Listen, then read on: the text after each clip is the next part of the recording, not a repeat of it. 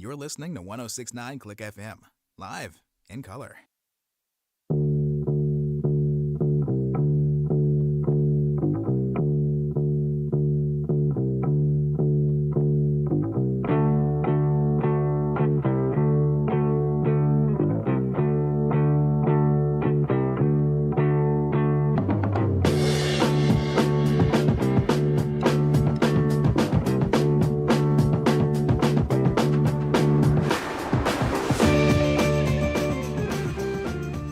That's right, folks. We are back again here on 1069 Click FM for another stupid sports show.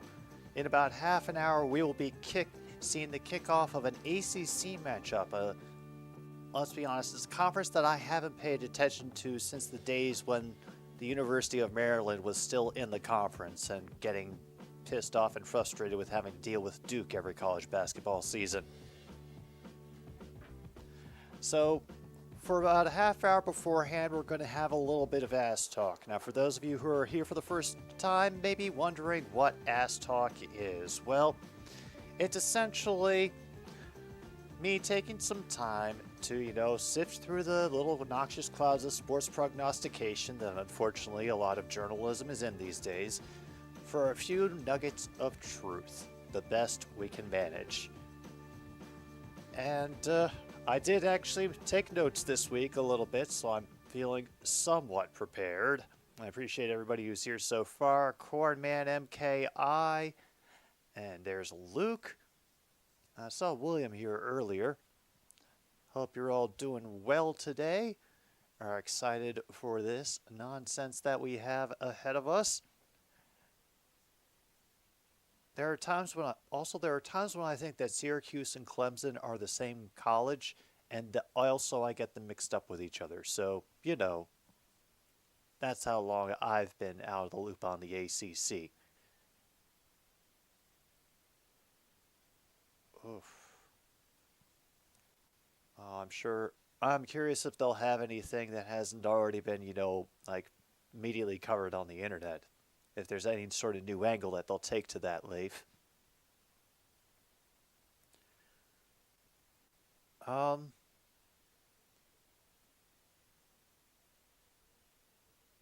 The Sharks, because the team of 2-year-olds would probably die against another team of NHL professionals.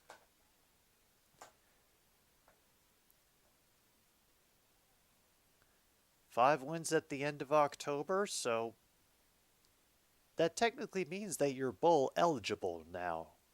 Right, Cornman?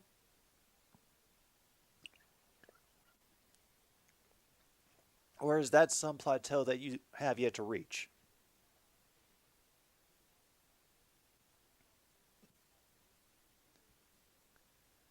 Six wins is bowl eligible.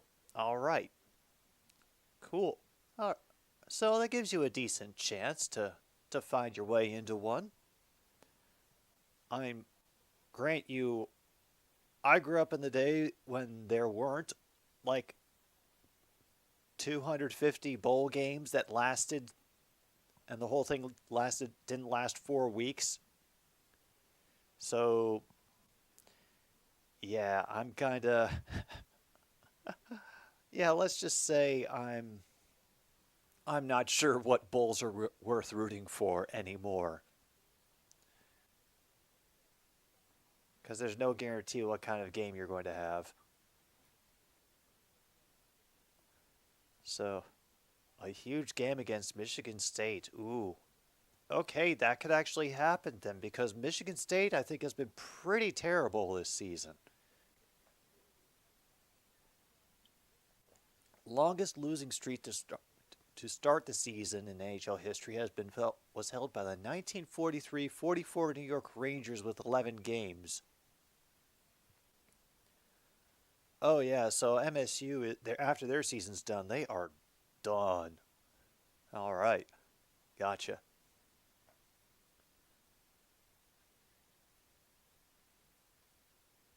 You don't think the game will be that close, Matthew Gamer? Yeah, but you know what can be fun for teams that are out of it? Playing spoiler.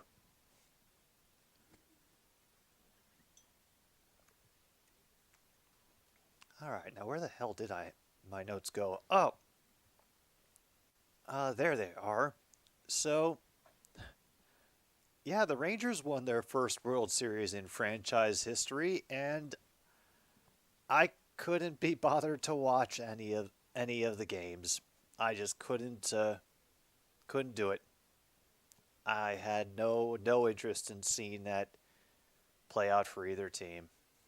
I hope the people who watched them enjoyed them, but yeah, just was not exciting this year. Badgers are still first place in the Big Ten West. Good for you. Good for you, Logan. And Cornman is convinced that, okay, let me copy this. Nebraska is going to win the rest of their games, make the Big Ten championship, won't win it, and make a bowl. All right. So saith Cornman on this date, November 3rd, 2023.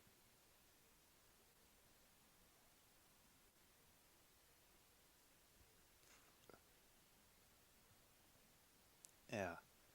Okay, so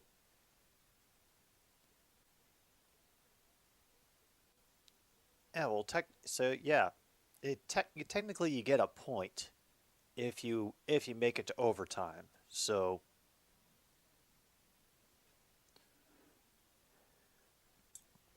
it just doesn't count as a loss.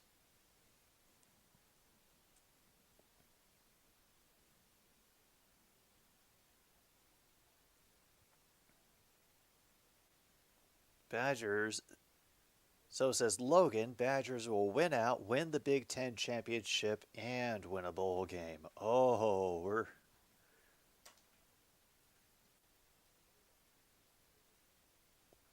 the confidence is brimming through. All right.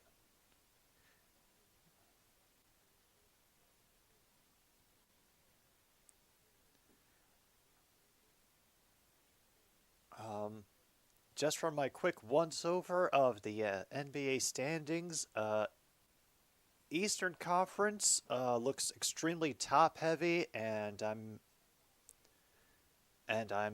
guess I'm glad to see the Orlando Magic back up near the top. It feels like they haven't been there in a while.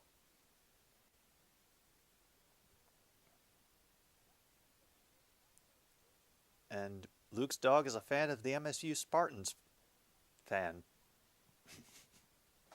Forbidden lovers sometimes. Oh, we got Nebraska volleyball going up against Penn State today. All right, best of luck to him. Meanwhile, Logan claims that Braylon Allen will destroy Nebraska with one hand tied behind his back. Well, let's hope it doesn't come to that. Also, if anybody can answer the question if they know offhand, I just saw something on the ESPN ticker about an NBA in-season tournament.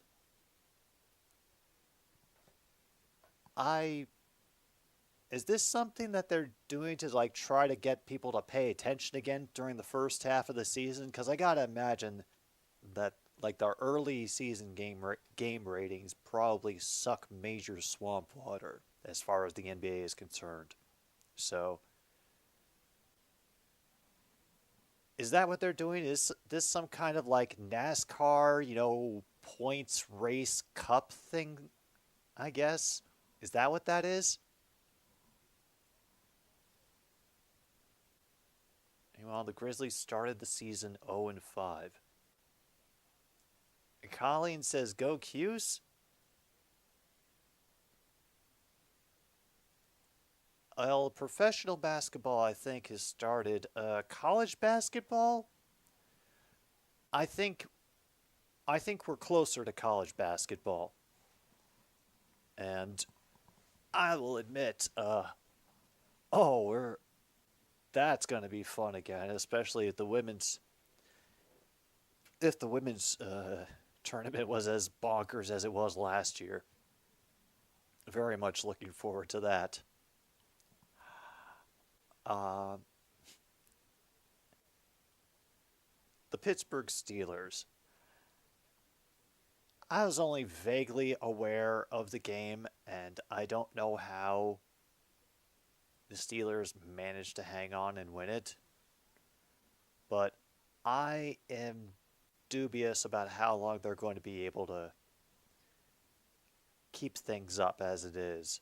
I mean, TJ Watt has had a pretty regular schedule of being out with injury just about every year that he's been in the league. I think he's only had 1 year where he wasn't out with an injury for a number of games.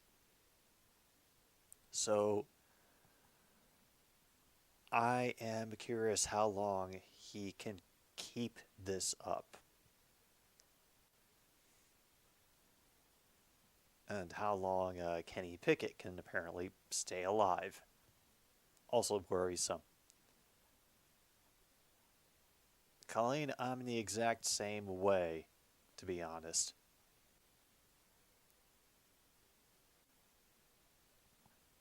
Ooh, oh, we got an update from Logan. There's already been exhibition game for Badgers men's basketball. Okay, so we're getting closer. All right, something to be excited about. All right. And then through the I also honesty, I looked at the schedule this weekend, and aside from Bills Bengals, it kind of feels like a very blah weekend in the NFL, to be honest.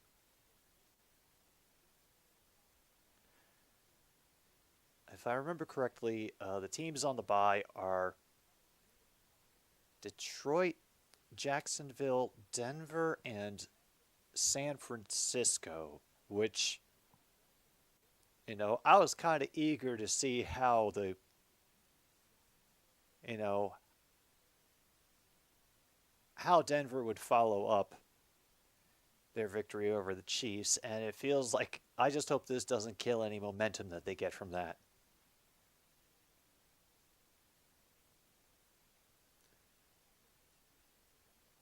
Okay, the inaugural in-season tournament begins today, ends with the championship game on the 7th. Every game except the title game will count toward regular season standings. All 30 teams were placed into pots based on their finishing position before the 15 teams in each conference were randomly drawn into 3 groups of 5. Okay. How good do I think Michigan State would be at basketball? How I think they would be? Mm,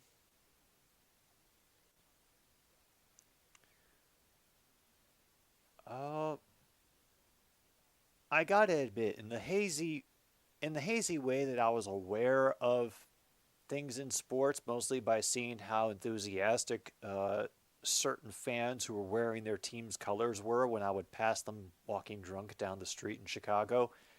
And keep in mind, Chicago is a huge sports town. There's all sorts of fandoms from like all the NFC North, lots of Big 10, Big 12.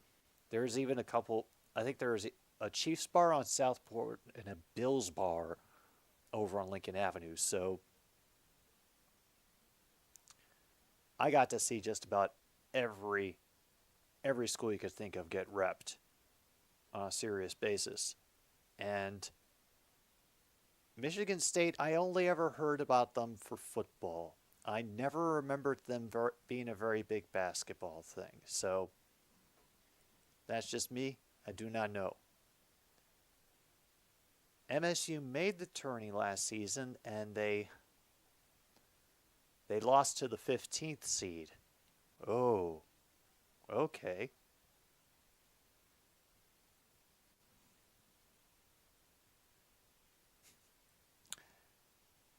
Well, that also may say something about the program.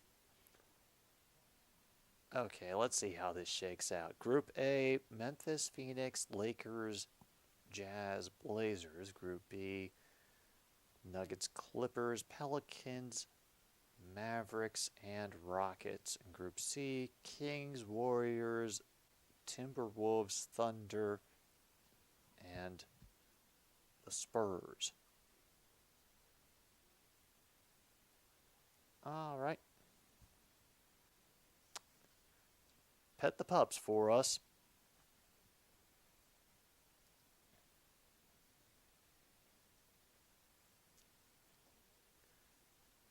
Princeton? Actually, I think I remember them actually getting into the dance last year. I mean, I think they have at least one team whoever wins the Ivy League championship gets automatic berth to the tournament, I think. So, yeah, there's a good chance it was Princeton last year. Was it Princeton that beat Michigan State? Not wonderful. All right, other notes and thoughts that I had. Tampa Bay versus Houston. That feels like it's setting up a bounce back game for the Texans after the Carolina loss. Tampa Bay, nobody seemed like they were making that hard of an effort to catch that final Hail Mary from Baker Mayfield, even though it went the distance. And so, yeah, I'm worried about the Mayfield mystery tour. It may be breaking down before it comes to take us all away. And the Texans, they're just, I think, they're, I mean, they're not winning everything this season, but I think they're giving the fans something to hope for based on how CJ Stroud has been playing. Ooh, Ohio State is favored by 18.5 over Rutgers. Oh, that's going to be an awful game tomorrow, and I'm glad I'm not watching it.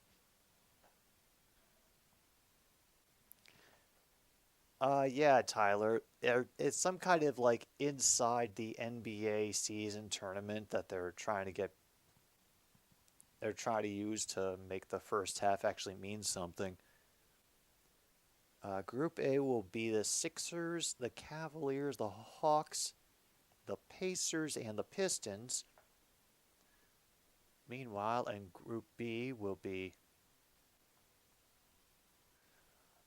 the Bucks, the Knicks, the Heat, the Wizards, and the Hornets. In Group C, all playing each other will be the Celtics, the Nets, the Raptors, the Blackhawks, and the Magic. Okay.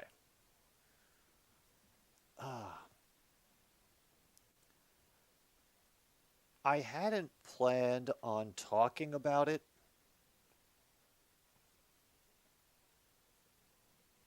because, truth be told, Cordman,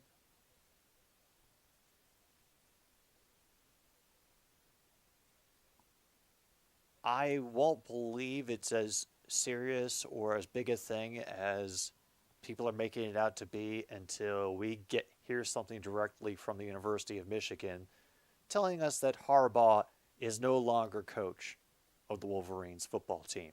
So until it's enough for them to sever a professional relationship with him, I don't think that anything's going to happen to them, nor to the program. I don't think they're going to lose any year of bowl eligibility or anything, or get their season forfeited or whatever. So, yeah. Chicago Bulls. Oh, yeah, they still exist, don't they? And I remember, same guy who owns the Bulls is part of the ownership group that Sox.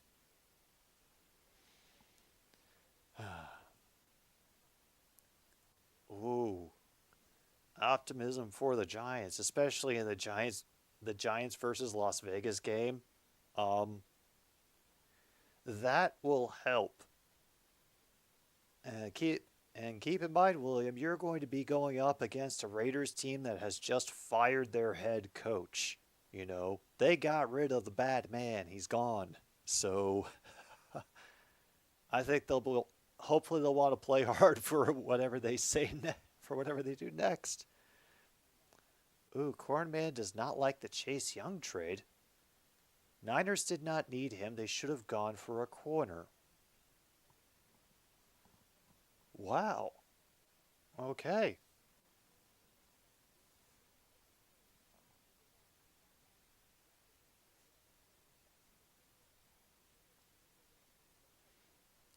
Well, let's hope it's not that bad, William. Let's hope it's not a blowout. Meanwhile, the Flyers have already hung on two on the Sabres. And, this feels like it's going to be just one of those type of nights. I don't know why. Also, I did ask Monty, and he does want overtime.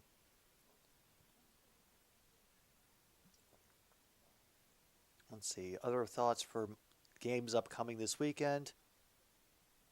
For Seattle versus Baltimore and Dallas versus Philadelphia, I have written for them both. Let them fight. And that's it.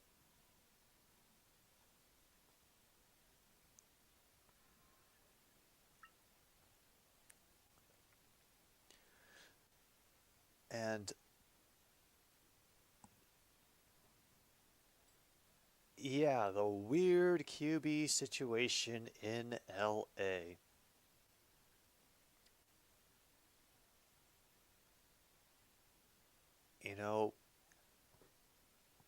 I hope that the reason that Stetson Bennett is currently listed as out, because Sean McVay said his issues are bigger than football, I hope that means that he's actually a secret agent and that he's not in the country right now, but we're probably not that fortunate to have something awesome like that happening. So, yeah, Brett Rippon versus Jordan Love. The matchup I think that we've all been looking forward to. If, you're people who just like to make odd selections for quarterbacks during fantasy football. Oh. Oh, and here it is. The women's college basketball is getting advertised again. Apparently there's going to be games tomorrow. Or coming soon. I didn't quite catch the date. We're getting back into it. I'm loving it. Meanwhile, Wembanyama torched the Suns with 38 points last night. Damn, not bad, Mister. That's the rookie from the French league, right? Oh, cool. Meanwhile, Lakers will be in Orlando to play against the Magic. Ah, you're also a Lakers fan, are you, Matthew Gamer? MKI is also a supporter of said Lakers. Cool. I just had to make sure that I'm remembering the people without actually looking at notes, which getting better. Oh, jeez.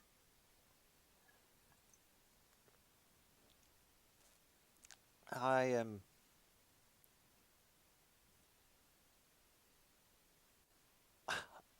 shocked. I am shocked to see that there isn't a game happening on Monday Night Football. I mean, it's surprising and maybe a little bit embarrassing, but the fact that there isn't going to be a game that'll be broadcast on Monday night, yeah, a little bit of a letdown, but they're going to do what they're going to do. Oh, I saw all the shuffling, William. Gano is now on IR. And they've signed Cade York and Randy Bullock. Ooh, a couple of options.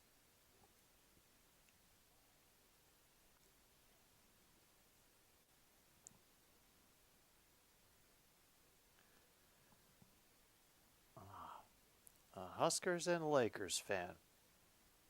Matthew Gamer, I think there are probably so many people who have odd fandom combinations, like, for example, rooting for the Green Bay Packers and the Seattle Kraken.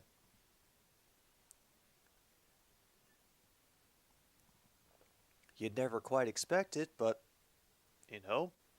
it happens. Or, for example, the Washington Capitals and the Detroit Lions and the Chicago White Sox.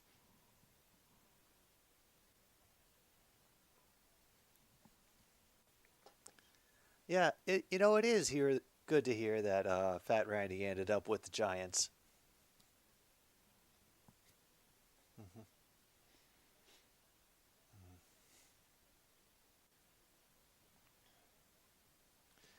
Ah, there. Ah, Cordman, always willing to dare others to cast the first stone. Every Husker fan has his flaws. Yeah.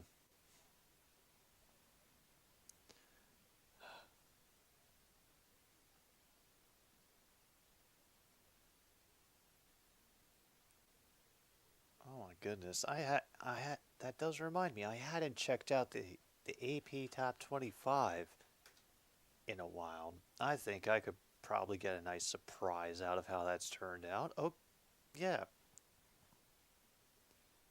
Well, that answers my question about where Florida State was going to be. Damn.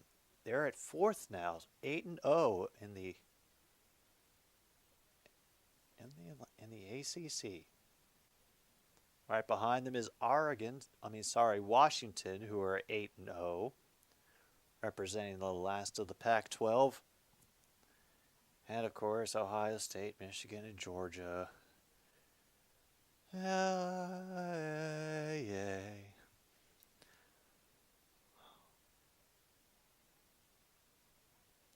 All right, and it's Florida against Pitt. Oh, okay. Washington, USC. Oh, Michigan versus Purdue. Oh, that's just going to hurt. And Georgia versus Missouri. Well, here's to maintaining the status quo, I suppose. Well, thank goodness we're at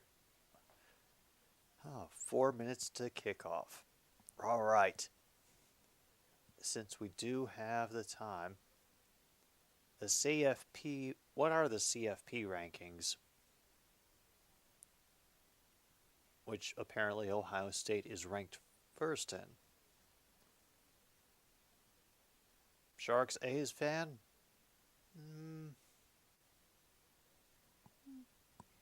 Oh yeah, okay, that's definitely a different one, yeah. Let's see there. Did I have anything interesting to say? Oh yeah, I had the crazy thought that Washington and New England has the potential to go completely bonkers. With Washington, just disassembling its defensive line, that could give New England the chance to do some crazy things. Then combined with Sam Howell,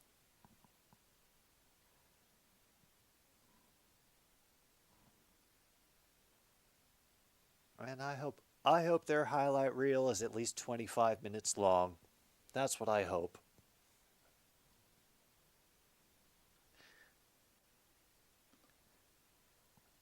And since we're about to get back into this thing anyway, I might as well get all the bombs properly set up. 15 minutes. Great, fantastic. Oh, and of course, the most important thing, and the reason that you are all here in the first place, at least I assume so.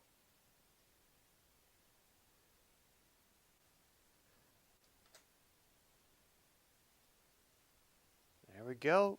It is bingo time, folks.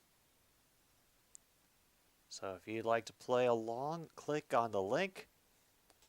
Grab yourself a card. Let me know what number it is so I can look it up later.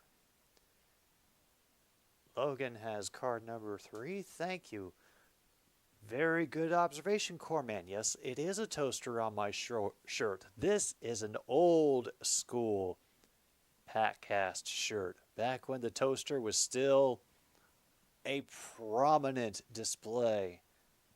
And why do I have a feeling it may be reappearing? But not for the reasons that you're thinking. The lore is deep. Meanwhile, MKI has gotten card 21. William has card number 4.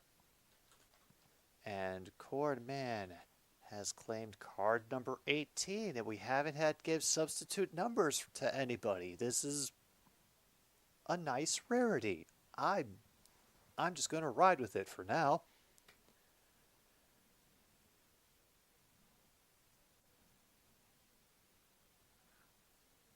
Oh, now here's the hype up for Florida State. Their last ranked opponent that they played was Duke. Everyone else has been kind of unranked, so yeah.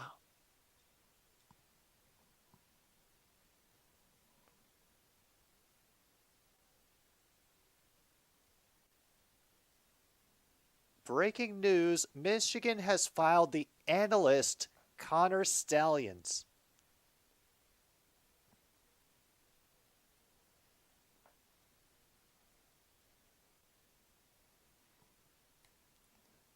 All right. The red shirt space corn man is just if they mention that any player happens to be a red shirt.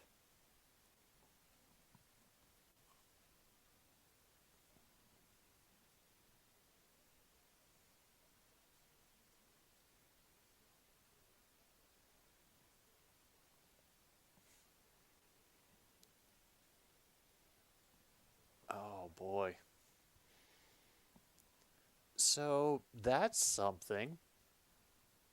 They have officially fired the analyst who had apparently just been suspended. And they think that there's more that's going to come out.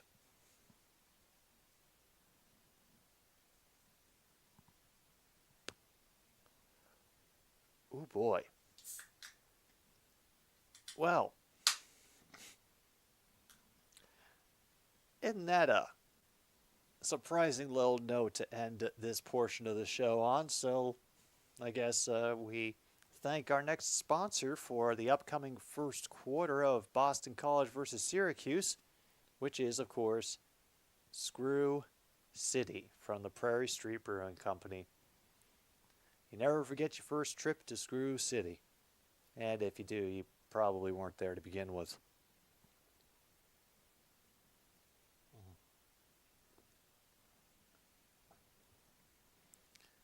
The guys doing the pre-show for the game on ESPN2 are doing it from a pizza place somewhere on the Syracuse campus.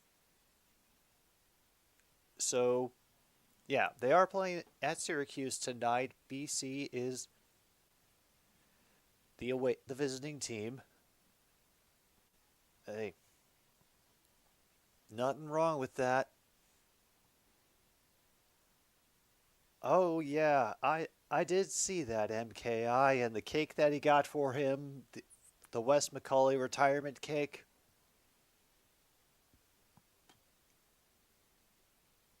I really hope he's not going to try to save that, like some people do with their slices of wedding cake. I just wouldn't endorse it.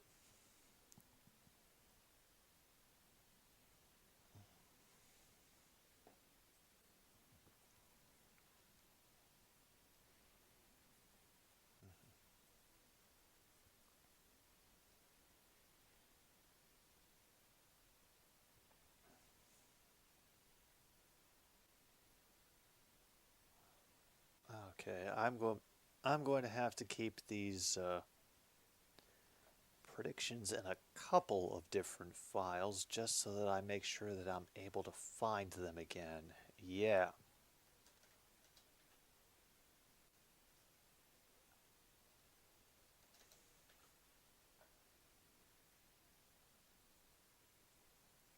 right.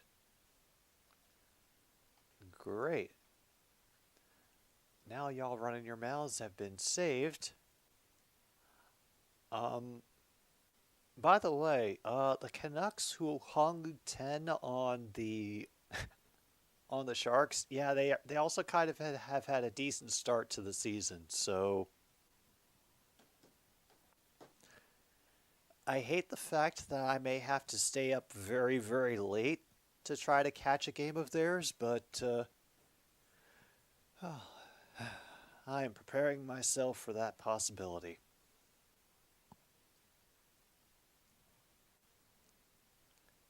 It can happen.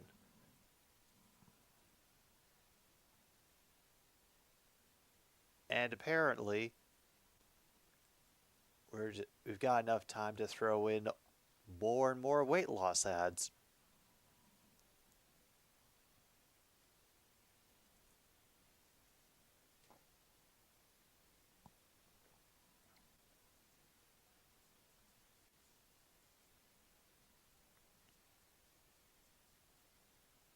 Oh, let me see. Actually, let me see something. You just reminded me. I hadn't actually been really focusing on the Bulls when I looked over the NBA standings. Like I knew they were there, like they were still a team that existed.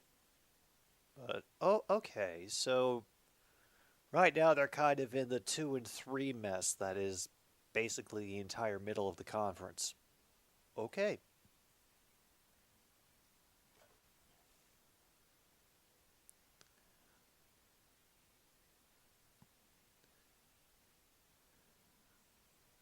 Uh-oh, here we go.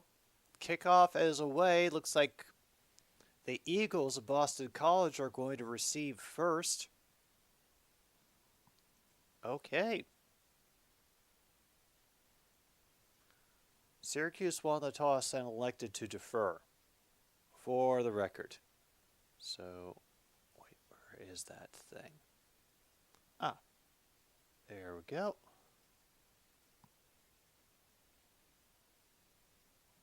Oh, apparently. Well, there's our possession marker.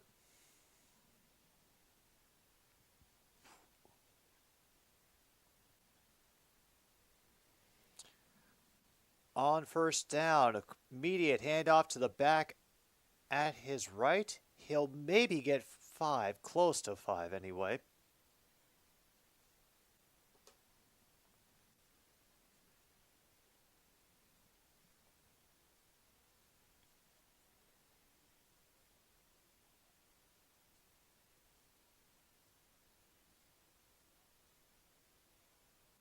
So apparently we've got a good running back and a running quarterback for a two-headed monster for Boston College. So that's what we're facing right now. They'll try it again with the running back, and he gets wrapped up rather quickly by number 0 for Syracuse.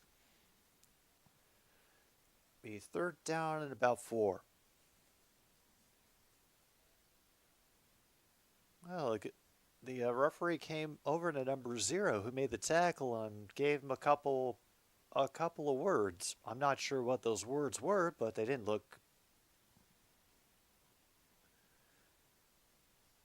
like they were very smiley. All right, out of the gun.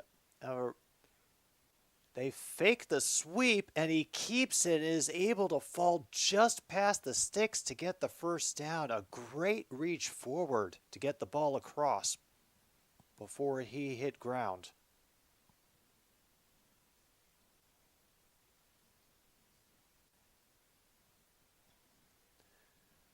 All right, we're only about 10 seconds behind with the timer, under 13 and a half minutes now to go in the first.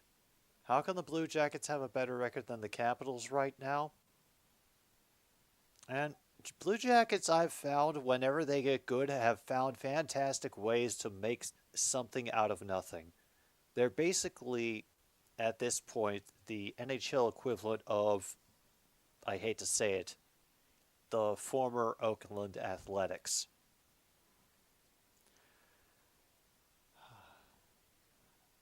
Apparently the Avs should be ashamed of themselves.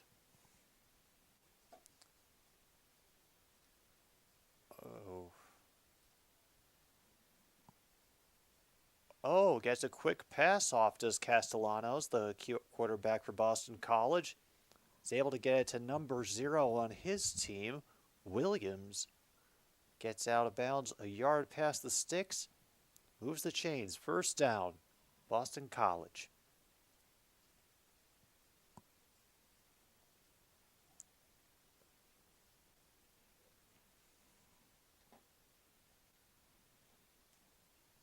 Holy crap. Did I see that right? Hole come out for the season?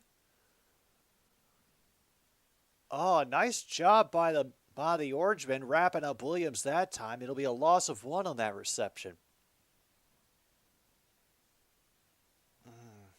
Cole Holcomb. Let's see this. Yeah. Out for the season after suffering a knee injury. Oh. That is a blow. That is a blow to the Steelers. Low snap on 2nd and 11. Nearly picked off by number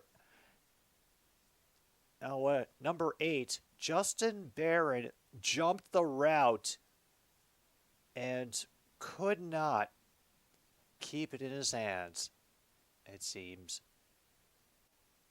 Oh my goodness. Oh, apparently, he's also got a club, like a big sort of stabilizing club on his hand. So, yeah, he can't catch too well at the moment. 3rd and 11 now, a bit of extra noise coming. Low snap. A lot of patience. He just nearly picked again. Number 12 got his hands on it for Syracuse. I don't even know who the hell Castellanos was throwing to on that play. Okay.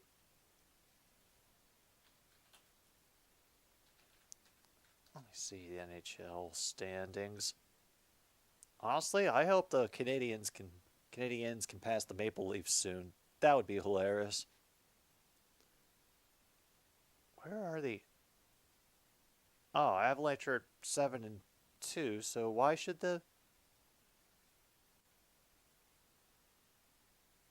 they are the one in the Sharks 9-1. Oh.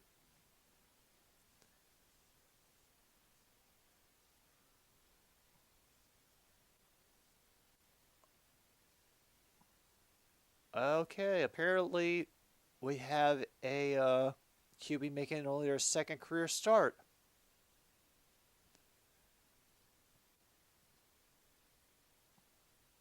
Oh, you're kidding me.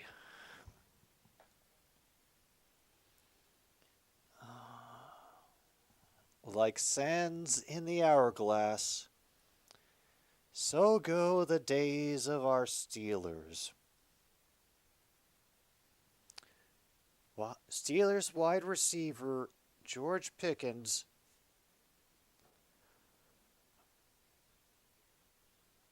posts "Free me" on social media after the latest disappointing performance. Oh, damn.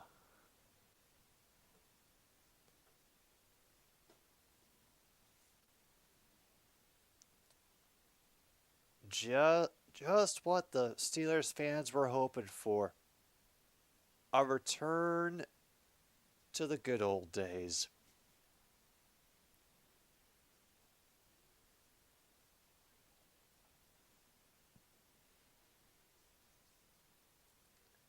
Oh, man. Yeah, let's just hope this dies down quick. I really hope so.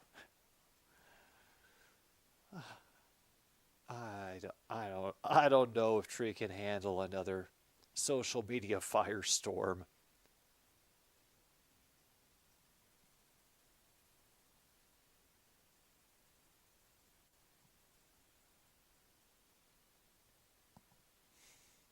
Oh, Avalanche.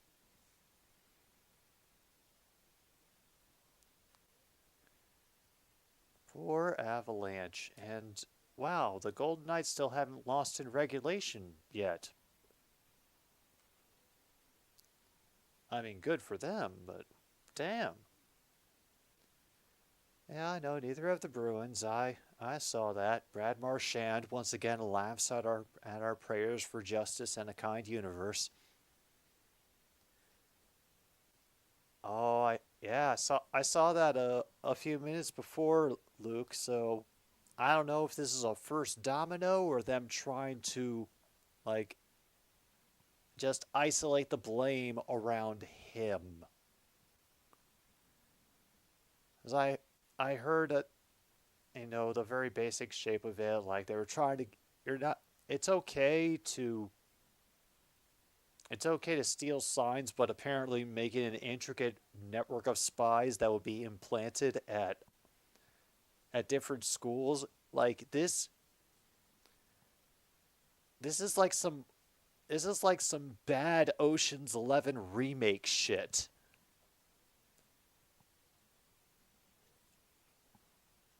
Oh, you claim first regulation loss tomorrow? Is it against your Red Wings? You have a good play on first down by the BC defense, by the way. Tackles Allen Jr. very quickly. He only gets a gain of 1. A good wide receiver block in space. It enables the quick pass to get about 6 yards, leave a comfortable 3rd and 2 now for the Orangemen.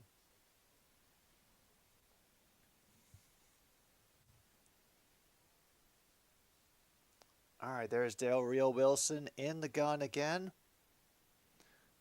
They fake that zone run game, and they do it just right. Allen Jr. gets the first down, about a gain of 4.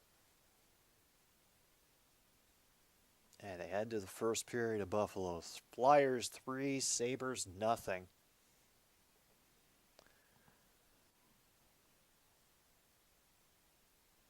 Damn, big hit by that was the quarterback Del Rio Wilson, and he just tried to lower his shoulder into the guy trying to tackle him. Big collision, gains 4. He keeps it on this zone read, but gets a nice shoestring tackle that will limit his gain to about 4. Still, another 3rd and short is coming up, so yeah, they're not doing too bad and trying to play the tempo game right now. We have extra pressure coming. They anticipate it, try to do the quick pass, and they're going to get a pass interference penalty on Jackson for Boston College. Yeah, pass interference.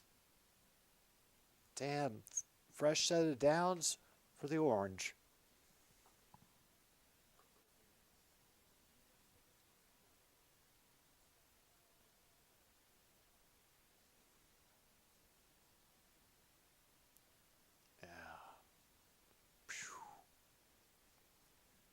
Pat Shurmur will be taking over in Colorado for offensive coordinator Sean Lewis as far as being the play caller.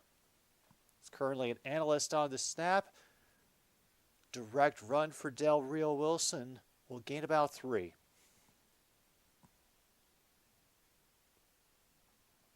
All right.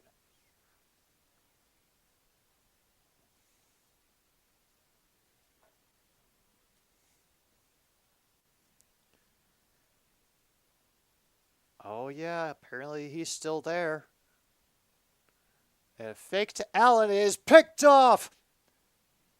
Trying to get a block, runs vertically, and will get it to about the 50. All right. Boston College gets the ball back off the turnover at midfield. So, okay, I think we have some things we need to check off, folks.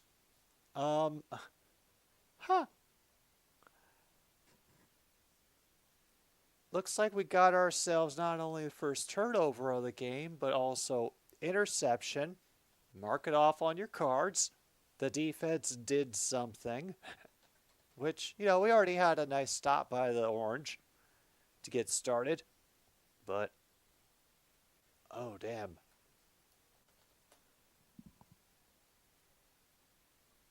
Robichaux will run it forward for about 7. getting the attention of everybody, dragging with him. All right. Second and 3 coming up. Let's see, is there anything else that I don't know if I can...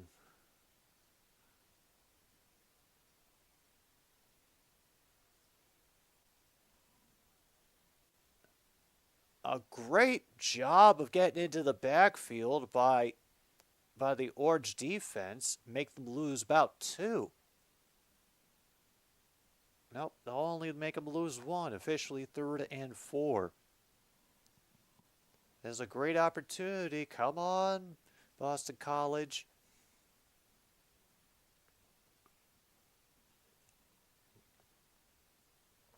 Oh, apparently Boston College likes to go for it on 4th down, folks. So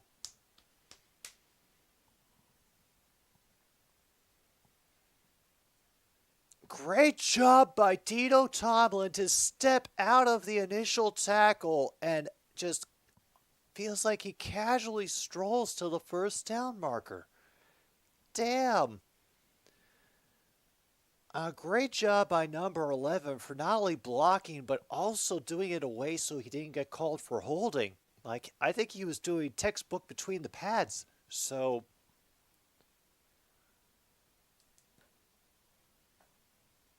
all right, 1st and 10 now for Boston College. Castellanos is going for it all. Williams was the intended target. It's about a yard too far, but I think that was also due to the guy defending him getting in some good positioning and being able to slow him down. So,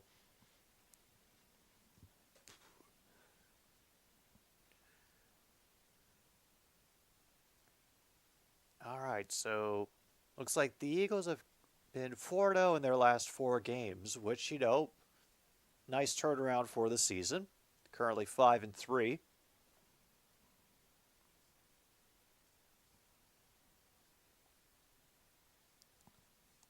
A great bit of presence. And that is Bond again. They are now down in the red zone. Another 1st down for the Eagles.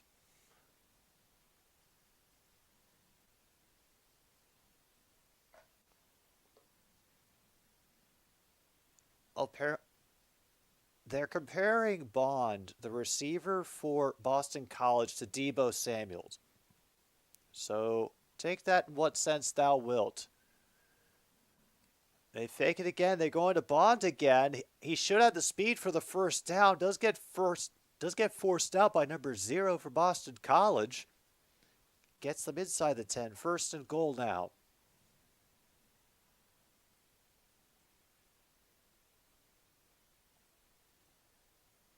Wow.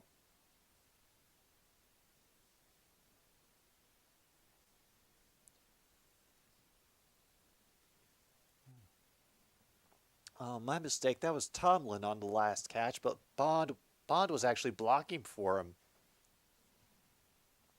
Tomlin goes back in motion to the near side. They bring people a little bit too high. No flag thrown. So,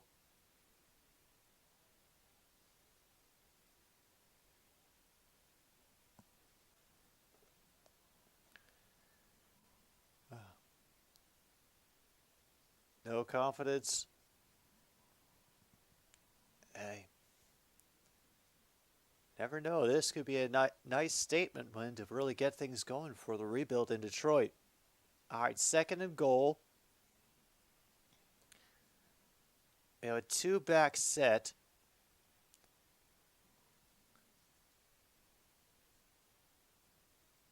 About down to the 6. 3rd and goal now. Fullback didn't lead too far.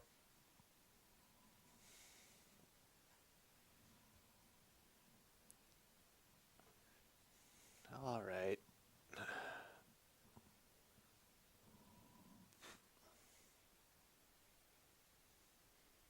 3rd and goal now.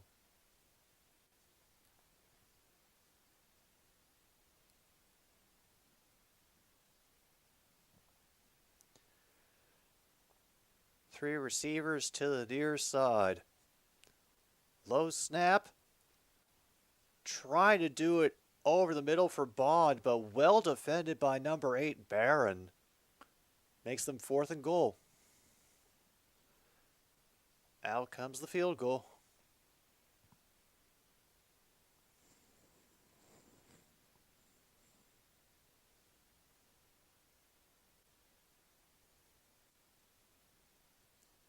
The Overlord is well fed and has been sleeping comfortably over here in her tower for the past hour or so. Got a 24-yard attempt coming up for the Eagles.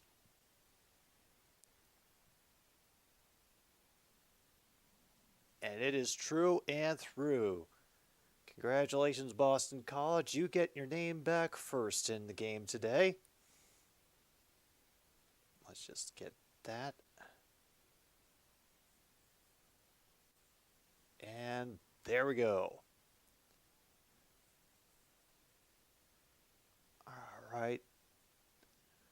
Syracuse will have the ball when we return from the commercial break. They also got fed early, so they shockingly have very little to complain about at the moment. Plus, we didn't have to wait for the heat to get turned on, so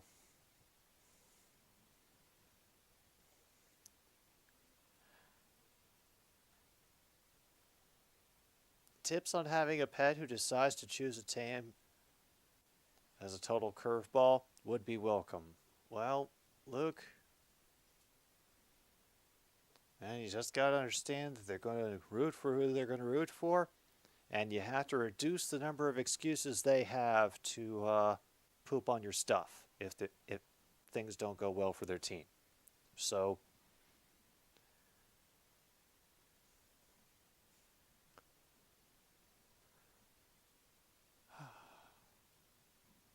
oh, thank goodness there's plenty of Screw City.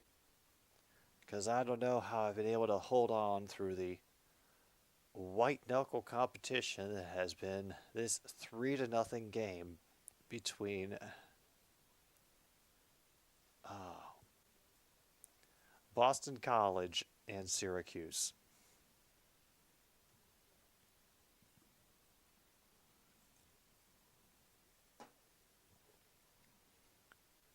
Then again, Syracuse are apparently on a bit of a losing streak recently, and they are probably really intent on trying to break that. Anyway, let's see. Ended up making the kick. Didn't try 2-point conversion. No turnover on downs.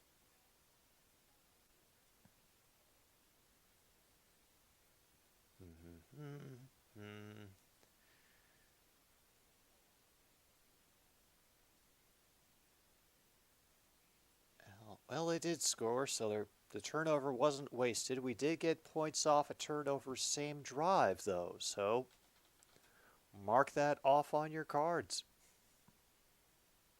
And yeah, the news about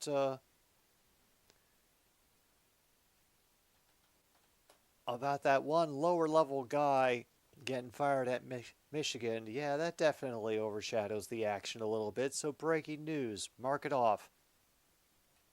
I got you, Luke. Do what you gotta do. Enjoy your night. Oh, and they're also pumping up Oklahoma and Oklahoma State this Saturday.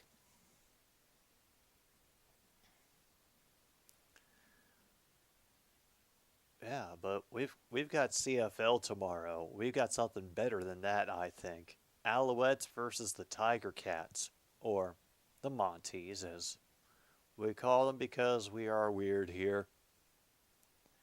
Wow. We get one kickoff and we get another commercial break. Damn.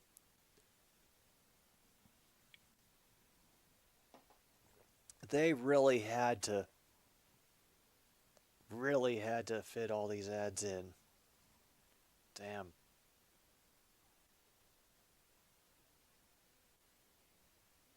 You need an entire engine? Damn.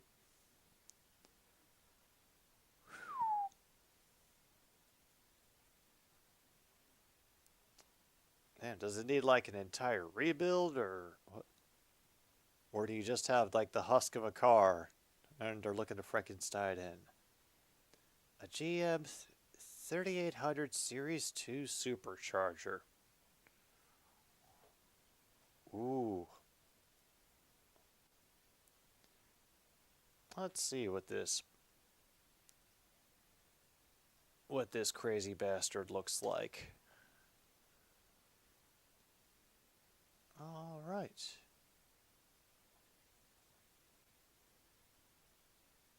Okay.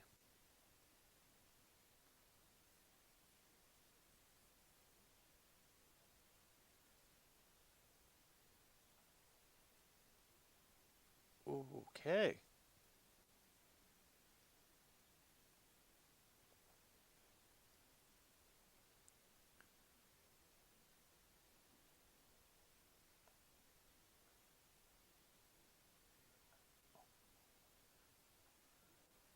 Okay. All right, sorry. I just first thing came up was a huge Motor Trend article about the engine and specifically supercharging it, and you know what? Damn, Cardman, best of luck to you in those endeavors because they are over my head. I'm always impressed with people who are able to get that in depth and can work on their own cars and stuff like that. That has honestly just never been my thing.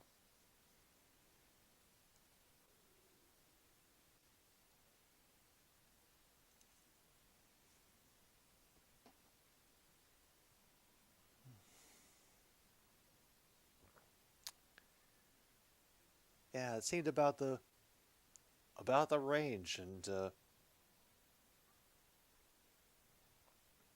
my gosh, that's right. At this point, you're starting to approach classic car territory.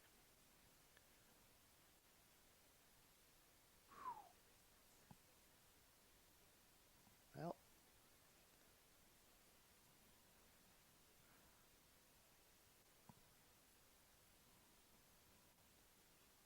ah,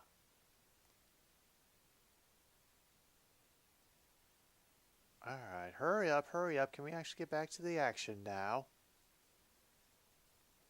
Maybe.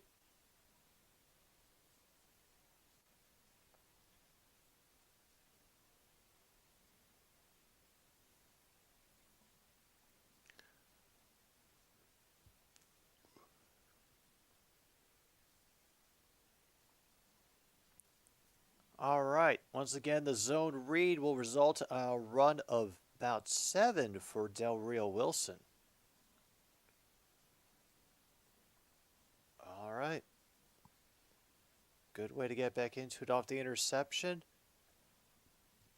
Playing tempo, no huddle, overloading, empty backfield, doing a screen on the near side, but they do end up stopping the runner short of the first down. Play intended for Allen Jr., and he's not able to get through a quickly arriving secondary.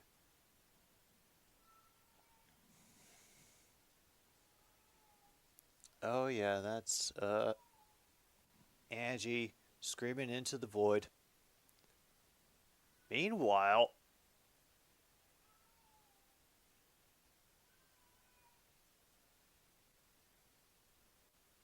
damn, they stopped him on 3rd and 1. Wow.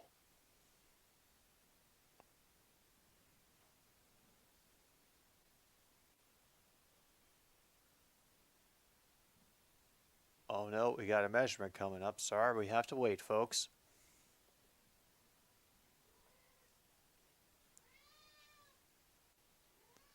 Oh no, we gotta get those chains down here. What is it, Angie?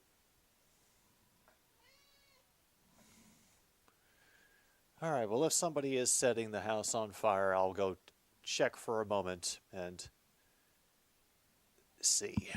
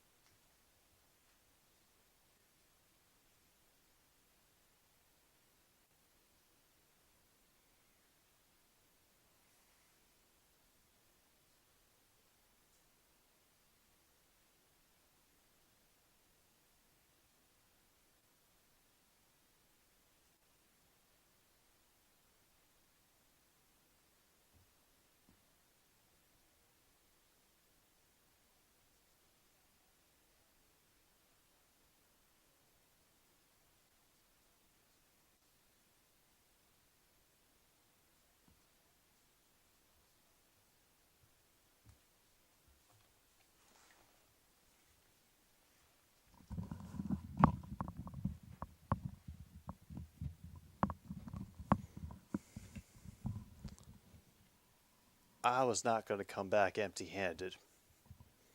So I brought a Monty. And by the way,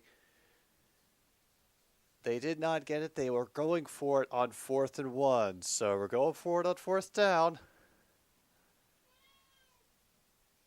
And BC says that the orange moved.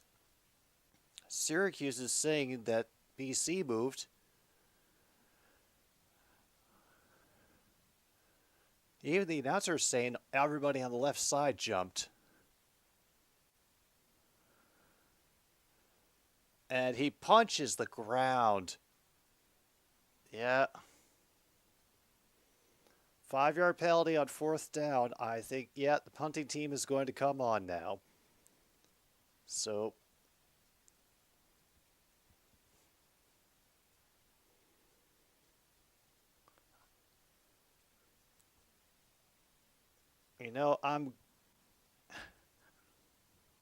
they technically did go for it on 4th down, but I don't know if it counts if they never weren't able to get the playoff because of doofus behavior.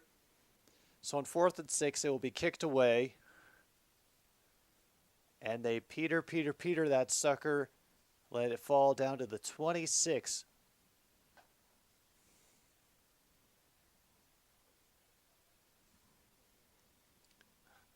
Angie is sitting over here now and looking very, very upset. The eyes are full dinner plate of black. The rage is real. We are all doomed.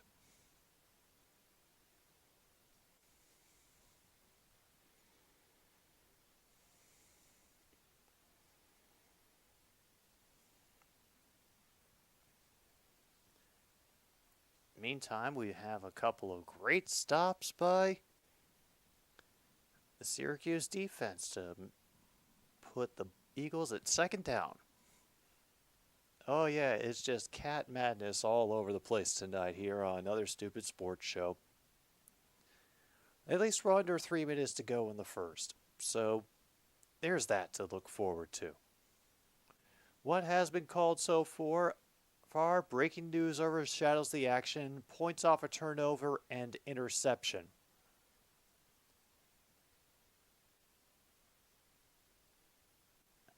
All right, now going deep and a bit overthrown. Incomplete. Now 3rd and 11.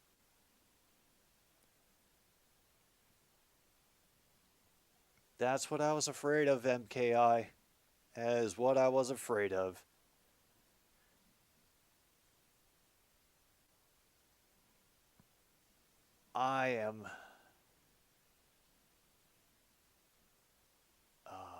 It's about to get ugly.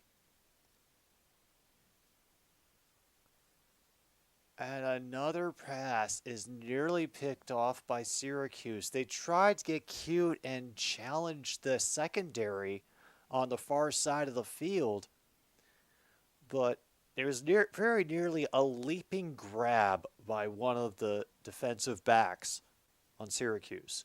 That's the only thing that saved us from being a possible, honestly, touchdown run, because the dude he was aiming for was already behind in the 2nd level and had daylight in front of him. But instead, it is an incomplete, and they will have to punt it away.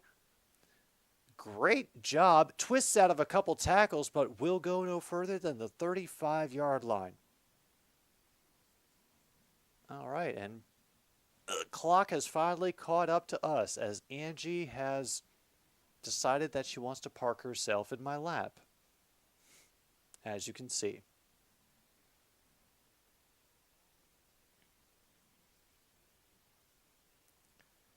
And the Bulls floor is red for the in-season tournament. Gotcha. All right, now we focus on LeQuint Jr., who's apparently a running back for Syracuse. I guess he's in the game now. Oh, and a great run around it. That's Allen, sorry, on the run. And I think he got into Boston College territory. Yes, he certainly did. Great block by Del Rio Wilson on the corner that allows Allen to break free. And here they are, and a good stop there, limiting the gain to about 4 up the middle. And the Thunder's court is blue. Hey, Cornman, welcome back, my friends, to the show that never ends. We're so glad you could attend. Come inside, come inside.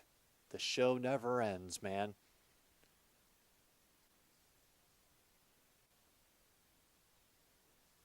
That run by Allen up the middle, bit short, but hey, they've been doing well to keep themselves in the position mostly gain third and short with all the skill their running game has had so far. LaQuint Allen Jr. Syracuse pauses to hear an update from the sideline. Fine tuning is made by the QB. 5 seconds on the snap clock. Get it down to 2. Extra pressure coming, and Del Rio Wilson basically blasts up the center of the field for a over 26-yard rushing touchdown.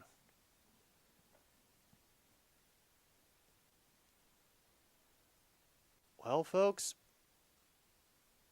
Syracuse has gotten their name back. So let's get rid of the joke name.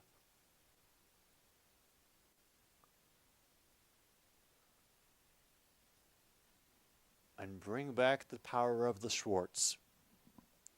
4 plays, 65 yards, a couple of big chunk plays on the ground, and a rushing touchdown for Carlos Del Rio Wilson. That's his first career rushing touchdown, the sophomore. Like I said, this is only his second career start for the Orange. Down to 33 seconds now to go in the first quarter. All right. At least they're both on the board. It could be a lot worse.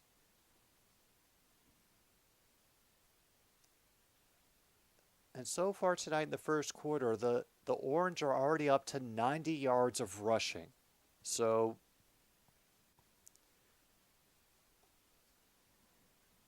yeah, you could say I'm interested to see how this is going to shake out.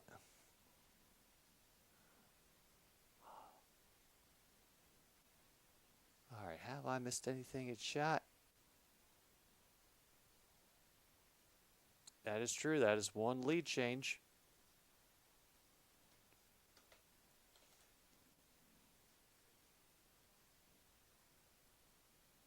Kickoff for Syracuse is away, and it is just going to sail into the end zone. Another touchback. As we wait for them to handle these last 33 seconds.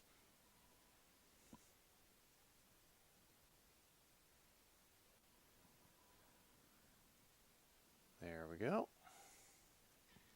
Oh yeah, how dare I move my hand in the carrying out of my duties, Angie.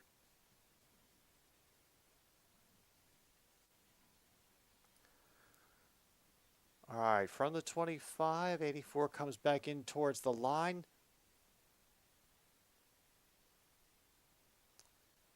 And that's just a big pushing contest that gets somewhere about 3 yards after all the effort. Yeah, 2nd and 7. They gonna do anything again to finish out the quarter? Doesn't look like we will, folks. So, hey, both teams are on the board. Boston College now trailing 6-3 over Syracuse, who just got in with a running touchdown from their sophomore QB, Carlos Del Rio Wilson, in his second career start tonight. Meanwhile, Cordman is getting eye pain from looking at the floor of the Bulls arena. So, yeah, it's one of those nights in sports. So let's have a little pause for the cause. Grab a drink, grab a snack, whatever. We got the Devils Blues game underway. Hopefully, things will get more interesting from here on 1069 Click FM, another stupid sports show.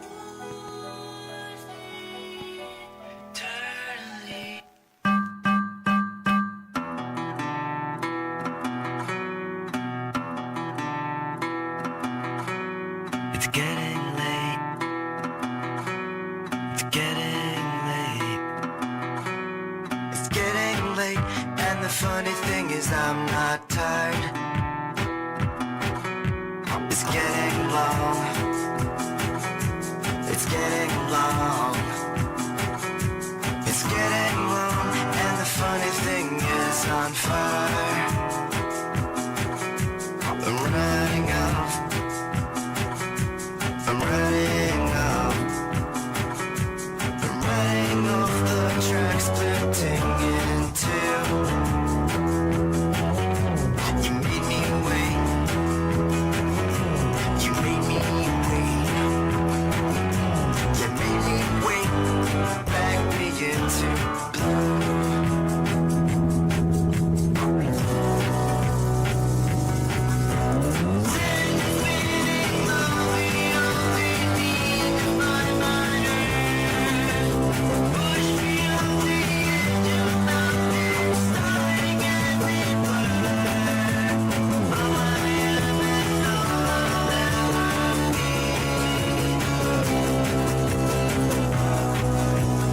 Yours eternally.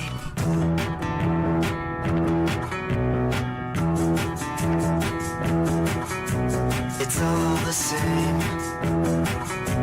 It's all the same. It's all the same. And the funny thing is I'm not tired. It's all the song. It's all the song. It's all the song. And the funny thing is on fire.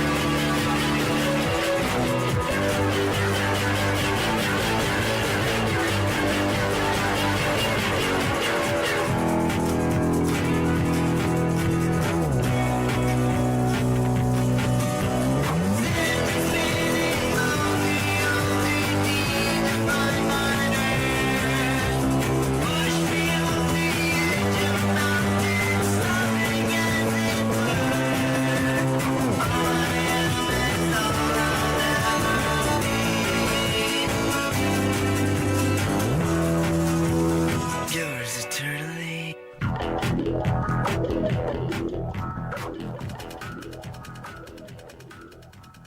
All right, folks, we are officially back now for 3rd and 3, which is coming up for Boston College. Let's see.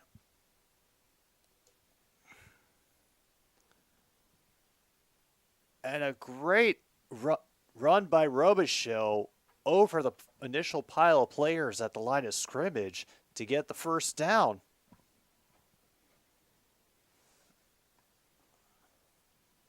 And they went with the jumbo set on that line. Yeah. Quickly through to the second layer. All right, well, that's a good sign. I was a little bit worried about the Bucks when I saw that they were kind of in the middle of the pack, but they're currently beating the Knicks by 6. And a great extra yards for number 2, Joe Griffin. Damn.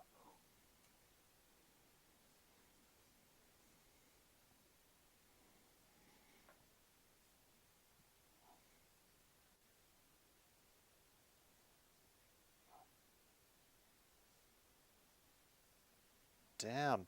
Just beat the defender honestly with his feet. Was able to get the first down and more, has them into Syracuse territory now, and a gain of 4 on that run by Barfield.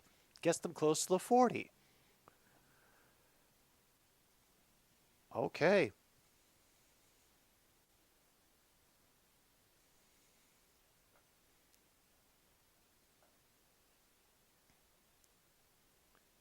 Meanwhile, the Thunder is without SGA tonight.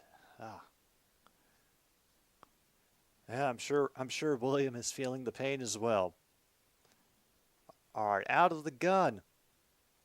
Get a quick throw in the screen pass, and they'll be lucky to get half a yard.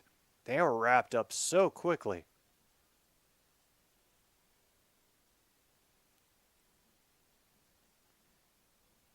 And apparently, Kidd is not with the Mavericks tonight for a non-COVID illness. They were very specific to point that out. Non-COVID illness. Meanwhile, Princeton is leading Dartmouth 14-10 in Ivy League football. Oh, to what we could have had. We could be watching Princeton and Dartmouth right now. 3rd and 5. And they screw up on the handoff, and it gets scooped up. And there's our second turnover of the game, folks. A muffed handoff. I'm putting both ball control and fumble. Oh, that just hurts. Mark off ball control, mark off fumble. Oh my God, we still haven't had a passing touchdown this game. Damn.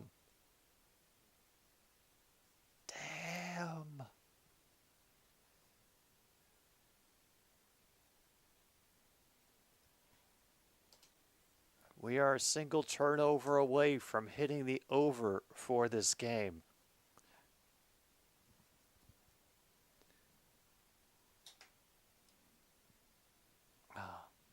Probably should put it on the correct quarter, but, you know, that's for professionals.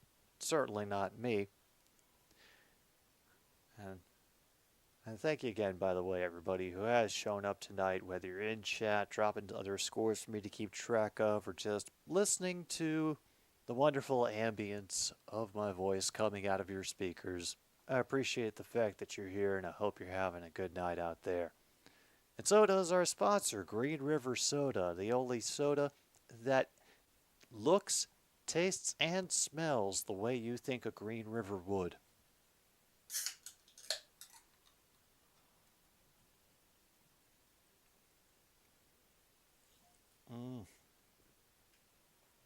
Oh yeah, that's green. Oh, you can just taste the green. So green. Woo! Green. Oh.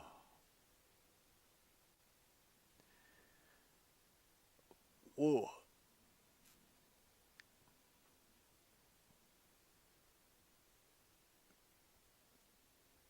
Oh, damn. Looking back earlier, apparently the Bucks had launched a comeback in the second quarter because I saw they had made it to 32 last, and Knicks had only made it to 26. Okay, nice.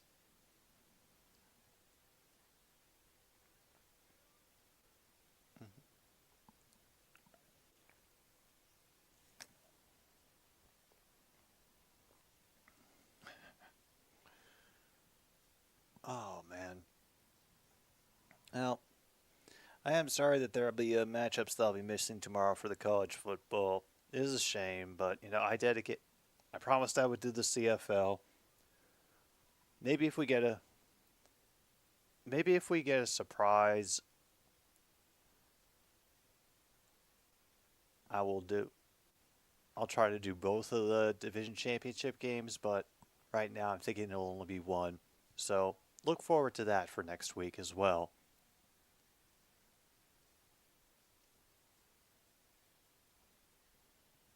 Oh yeah, CFL playoffs.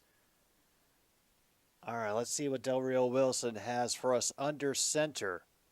Looks like they're going to try to overload the right side, but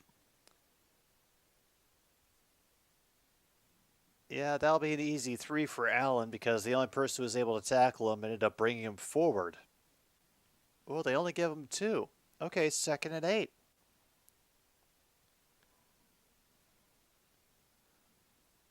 All right, so far what you have missed, Logan.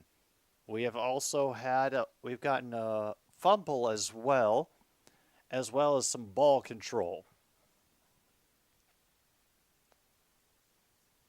And Del Rio Wilson, even with all the time and what could have been interpreted as some holding, damn.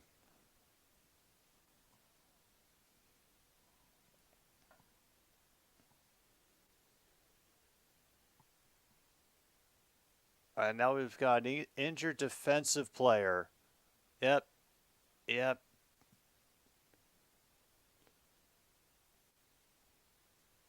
Oh boy, is a defensive end, and they apparently don't have many more of those to spare. So congratulations, everybody. We get another break. Hi, I'll take a moment to run down all the bingo spaces we have so far. Unfortunately, there's not many, thanks to, as you can see, the plethora of points that have been put up tonight.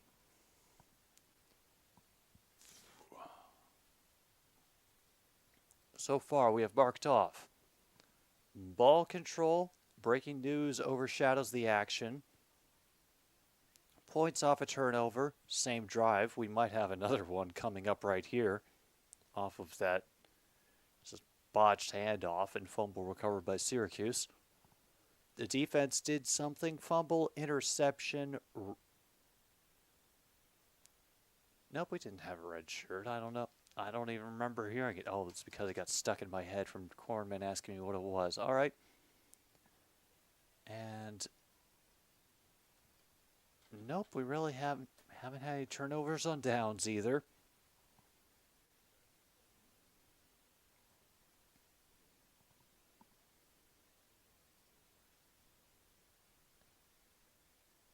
You had to correct Kirsten about cars. Ooh. Brave man. Brave man.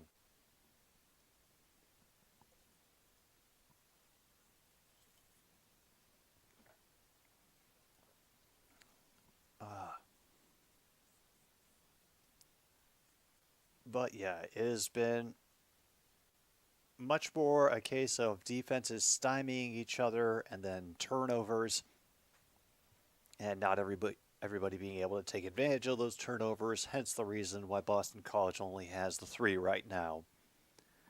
Because they weren't able to punch it in even when they got down into the red zone. Actually got to goal to go, but we're not able to make the progress. Oh, wow. So I could see things have really fallen for ESPN2 because we're getting all the as seen on TV products right here that look like, honestly, they look like props in a movie. Oh, it's also available at Walmart if you need it. No, No CFL till tomorrow, True North. I'm sorry. You can go now. Don't worry. I understand.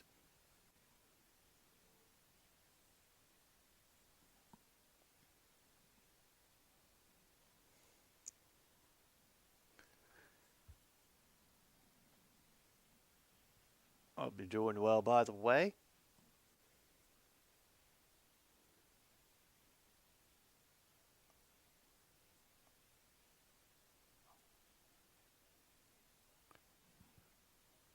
right, Del Rio Wilson in the shotgun, sends Allen out in motion, gets a quick pass to him, and Allen cannot hold on to it. It is a forward pass, so incomplete.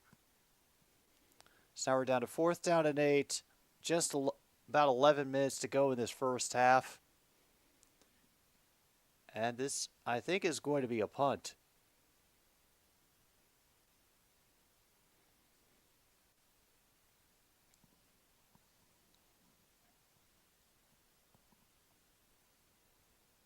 So yeah, I think that is our first turnover is wasted. So you can mark that off on your cards. Flyers now lead the Sabres 4-0 after the second period's over. They get the fair catch round the 8 with a defender in his face. Oh, wow.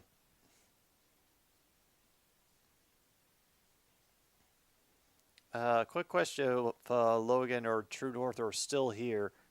How do you see the Packers handling Brett Rippon this coming Sunday?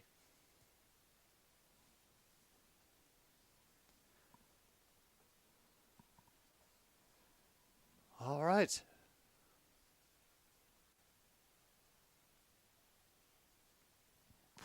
A huge burst by the offense of Syracuse causes a loss of 4.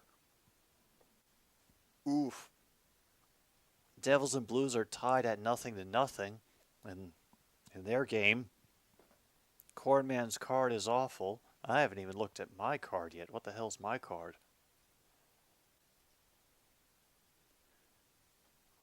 All right. Oh, yeah, we've definitely had laundry on the play, by the way. We got a false start earlier in the long ago. All the time, just go underneath and limit the gain to 3. All right, we got a true freshman. Not even a red shirt. Okay. Let's see.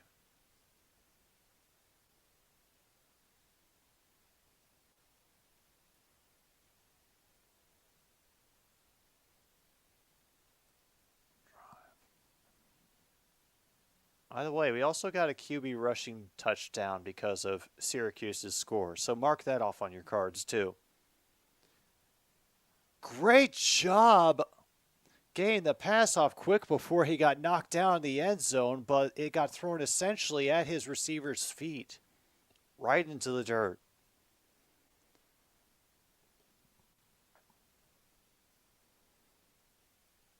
Ooh. Well, there it goes. Boston College will have to punt from deep at their own end. Punter at the back of the end zone.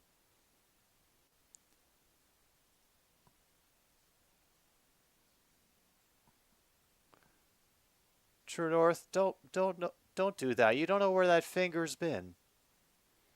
Fair catch for the Syracuse at the 40 of BC. So, wow. Second straight possession that they've been able to start in the Eagles' territory. Fan-diddly-tastic. All right, mark that off for myself. QB rushing touchdown. And what else had I found? What else? I know I just said it. Got points at turnover, same drive, laundry on the play. Yeah, I think we're pretty much caught up.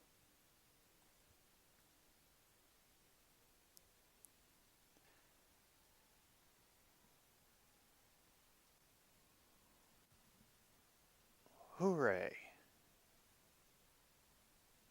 Oh, good. Yeah, that definitely counts as news overshadowing the game if we wanna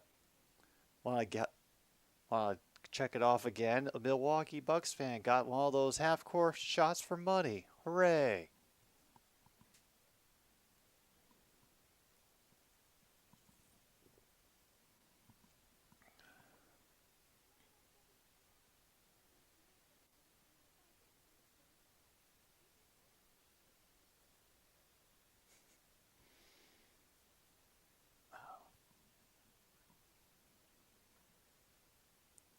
Well, if it was Tom Grossi, then that would be,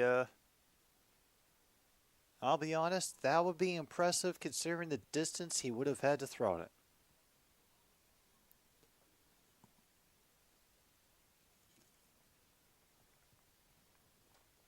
Oh no. Do I want to know what the Lakers are doing right now? I don't want to know what the Lakers are doing right now, but I will look and... Oh good, they're not even playing. Okay. Cool.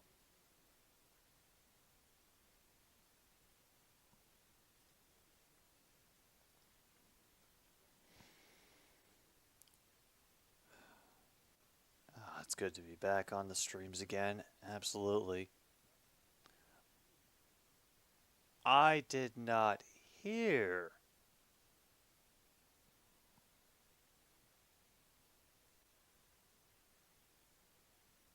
James Harden burying the 76ers. I am shocked. Shocked, I tell you, and stunned. Very stunned to hear James Harden burying his former team.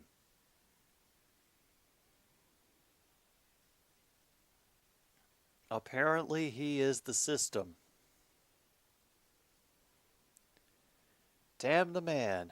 Save the empire. 1st and 10, out of the gun, and that ball might have been tipped at the line. It was a little short for Wilson. Oh.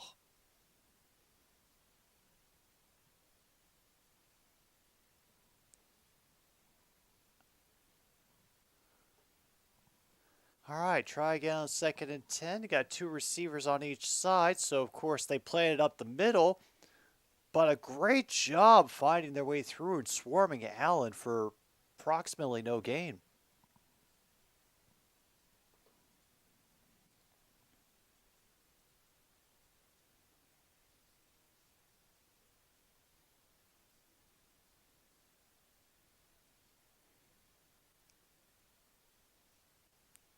Okay.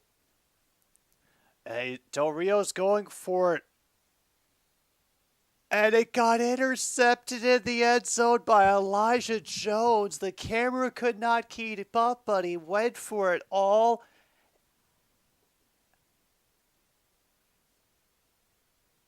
Oh my gosh. Give me a good look at this, please. Hoists it, and Jones just had all the position. It was off target, and I can't even put that as a wide open QB fail because that receiver's not wide open. Well, that dropped pass, I'm going to, from earlier, we can put as wide open QB fail, but damn.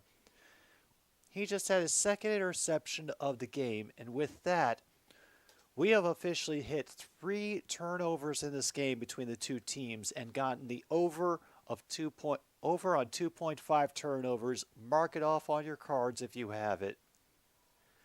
Meanwhile, Warriors are leading the Thunder by 5 at the end of the first quarter, 38-31. Penn State is up 4-0 on Nebraska. Okay.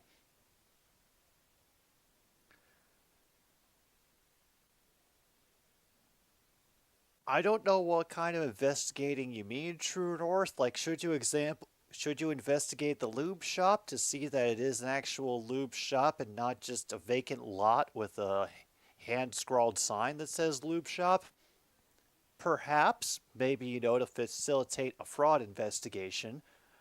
But, other than that, maybe you can just let this one float on.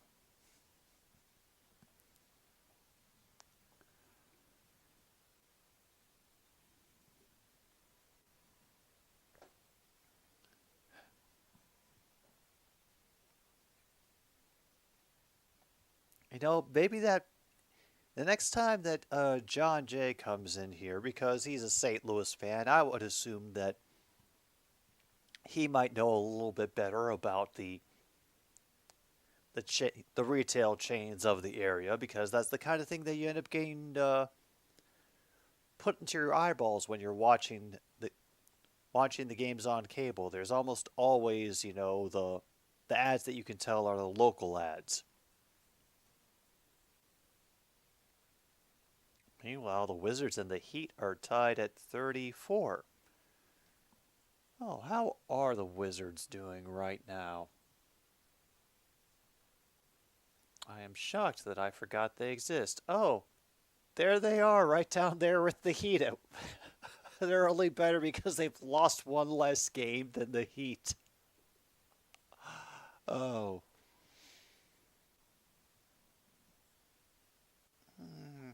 Never change, Washington basketball. Never change. Always be disappointing. Meanwhile, Nebraska has taken their first time out because they are behind against Penn State, 6-1. Dang.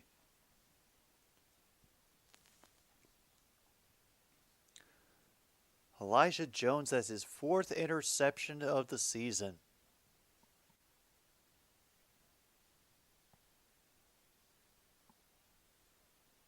Ooh, pizza time. Nice. Castellanos does evade the rush.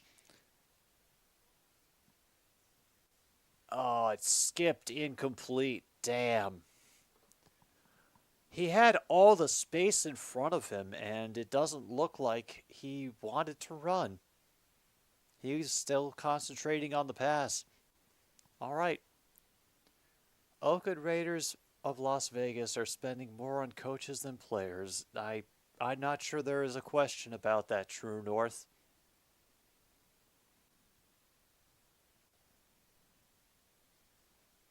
Are they still in the first set, or... Robichaux, meanwhile, will drag a defender with him for 9.5. Woo. Nice.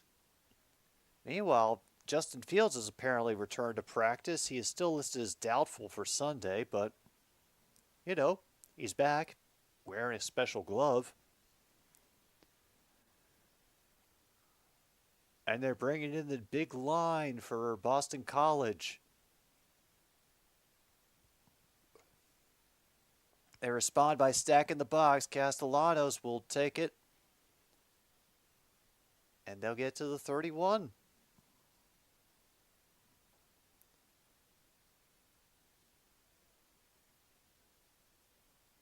All right.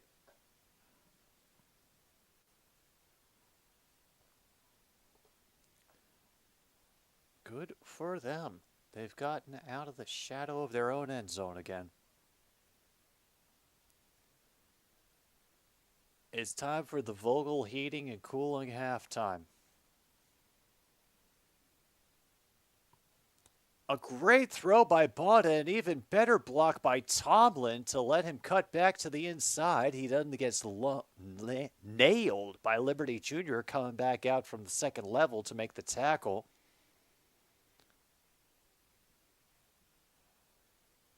Whoosh. Makes it 2nd and 2.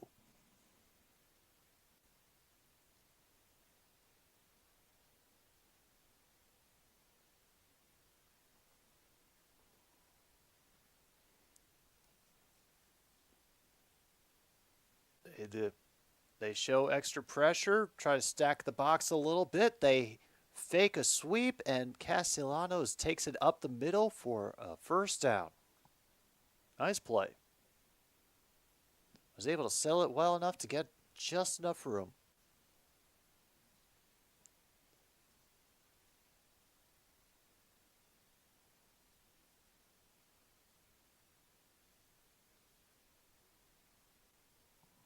Oh, they're bragging about the Boston College offensive linemen that have gone in the first round of the NFL. Statistics. And Robichaux just bounds across the 45. I think it'll be a gain of 5 or 6. We're a little behind on the game clock right now, currently under 6 minutes to play, but we'll probably catch up soon. We are yet to get to the point where all time stops and everything slows to a crawl, which is the last 2 minutes of any half of college football. Thank you again for sticking it out with me. All right, 2nd and 5 from the gun. And a great job by Robichaux avoiding that one defender that was screaming from the far side of the line. They'll only lose half a yard this time instead of 4 or 5. So, 3rd and 5.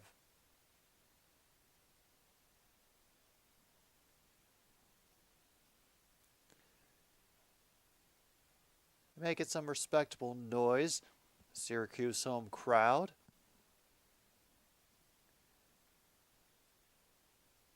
They're showing extra pressure, and they're able to drag him down about a yard shy. Yep.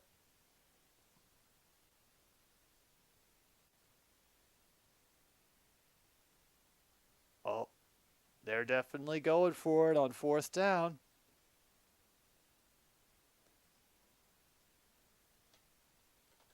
So if you have going for it on 4th down, mark it off on your cards. They are going to run this out of the gun, however.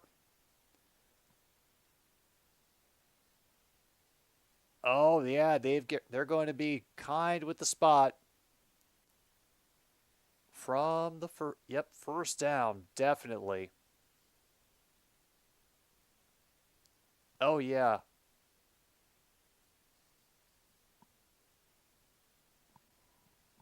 Oh, even I could see he had made that one. I'm not sure why they're trying to still insistently signal, nope, Syracuse ball, really, it's ours. Very, very convincing defensive back for Syracuse, very convincing. Etch-a-sketch? Does it disappear if you shake the entire TV screen? Is it that dedicated? Because that would be impressive. I don't know what kind of TVs you have up there north of the border, True North, but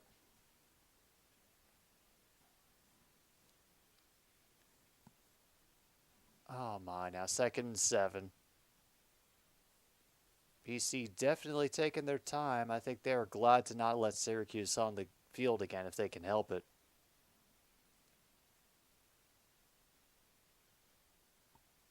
Damn. Not much blocking help from number 84, even though he came back to the corner and was supposed to go to the other side of the field, but apparently he just missed everybody on the other half.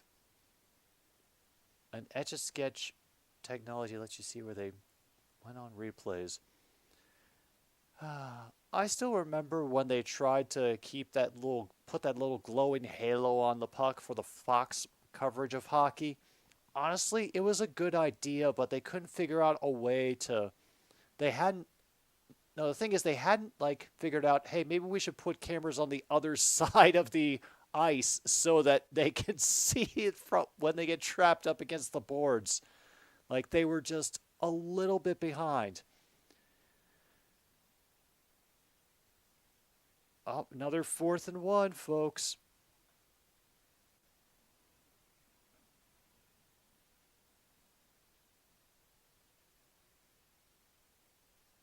Meanwhile, the 3rd period of Flyers Buffalo is brought to you by Outlet Liquor. I'm not sure what I can think about the idea of Outlet Liquor. Castellanos gets the direct snap, runs it himself. And since we're under 2 minutes, clock is starting to stop. Yeah, resigned his position with Michigan Athletics this afternoon.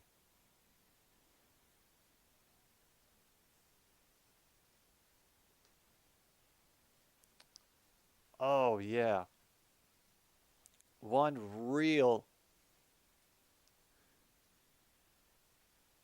mutual resignation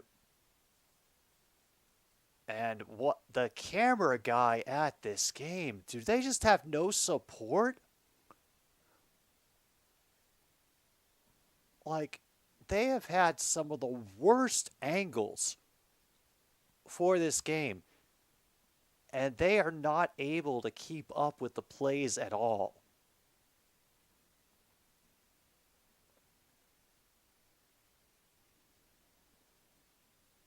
God, Griffin didn't even look like he had found the ball. It looked like he was lost.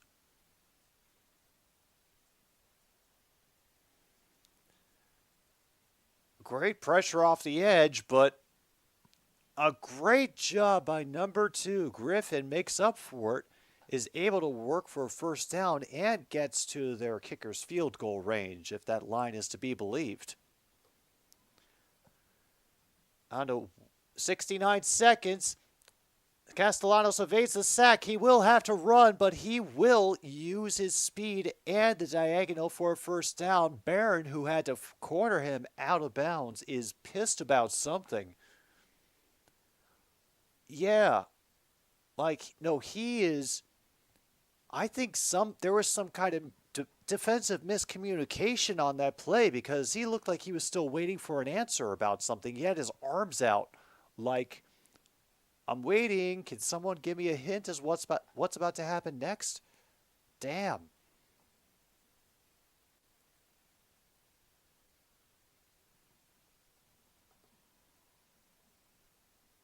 Oh, apparently Syracuse had 12 on the field. Maybe that's what he was feeling weird about. Like, he wasn't sure the right people were supposed to be out there. Okay. 1st and 10 now. They're from the 15. Another designed quarterback run. He tries to get a little too fancy with his feet behind the line and will get stopped for a gain of a half yard.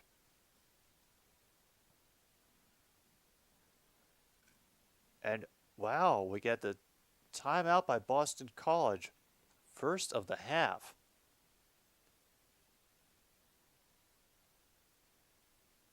All right. There we go. Meanwhile, PSU is still leading Nebraska 18-10 in the first set. Oh shoot. Well, at least the Sabres are on the board again, so oof. Meanwhile, Drake London will be out Sunday against the Vikings. Guy's apparently got a groin injury. Broadcasters say they've got plenty of time. Oh, yeah. Everybody has plenty of time. And Damian Pierce is going to be out with an ankle injury, so it'll be Devin Singletary to be the running back.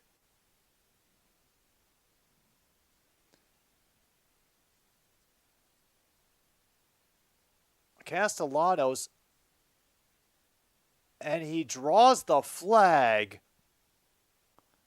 Yep, drew the flag. Crowd hates that call. The defender is looking for an explanation.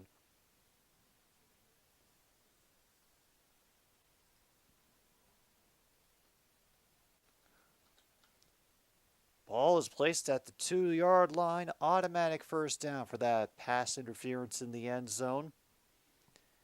And mark off the crowd hates the call, because they definitely hated that one. This was... I don't know. Maybe they're going by what he was doing while he was trying to make his way over there. This is the 18th play of the drive, folks. And it gets caught by number 33. First passing touchdown of the game is gotten by the away QB.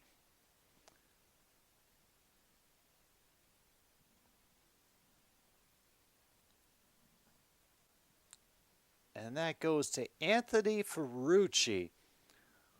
with the 2-yard touchdown. Oh, sorry, McGowan. They were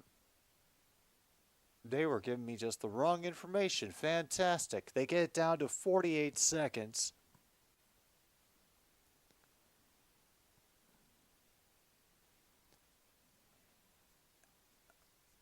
And now 10-7. Crowd is still pissed off.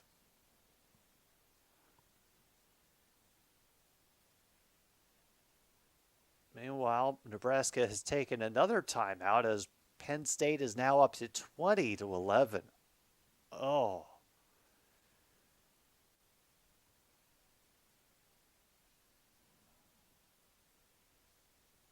Oh, good. Thank you for not going to another commercial break. I so appreciate it. Thank you. Thank you.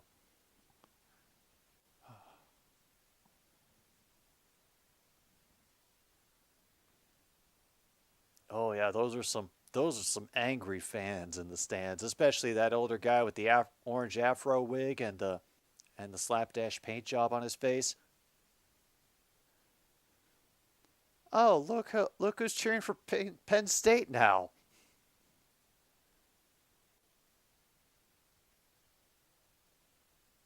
All right, they're going to take it out of the end zone. They'll make it back up to the 20 at least. Some good tackling by BC will keep them around the 25.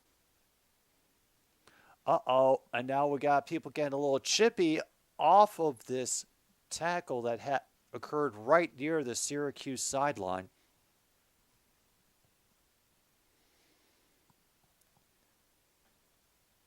And considering how much everybody was upset by that so-called pass interference. Now 22-11.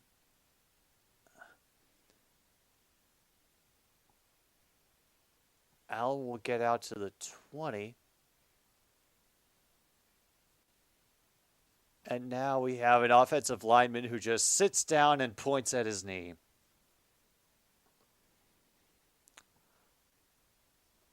Okay, well, that was just a quick sit down and just knee, please.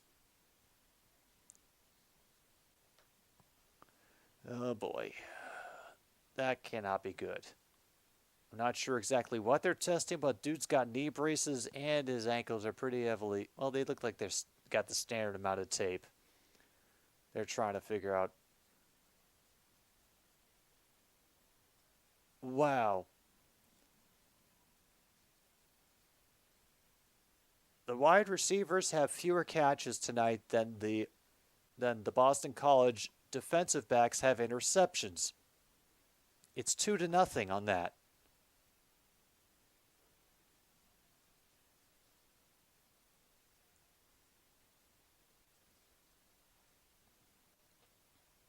Oh, damn. Here we go. Got ourselves a 10-second runoff because they wanted to save that timeout.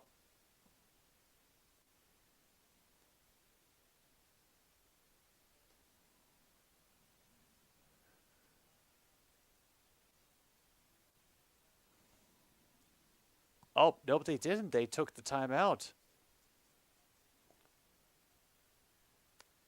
And a great job screening on the near side of the field. Tries to turn back in, but stepped out of bounds. They want the flag for the late shove, and they're going to get it.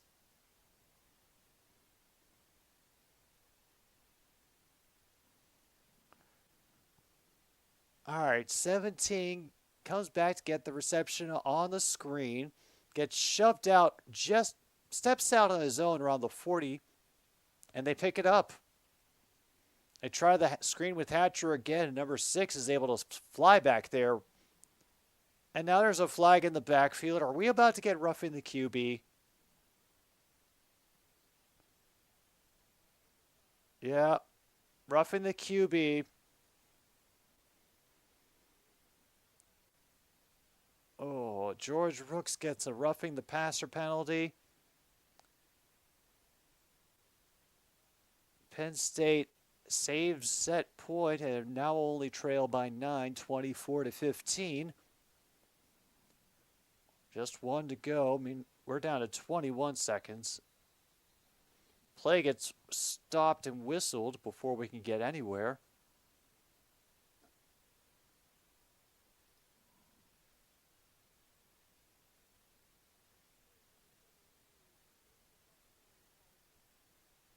Oh, God, we're getting a targeting review. Oh, crap, we're getting a targeting review. Oh. And shoot. Penn State just took a 1-0 lead over Nebraska.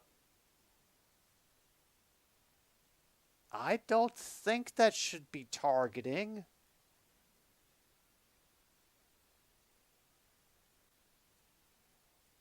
I don't know what targeting they're looking for.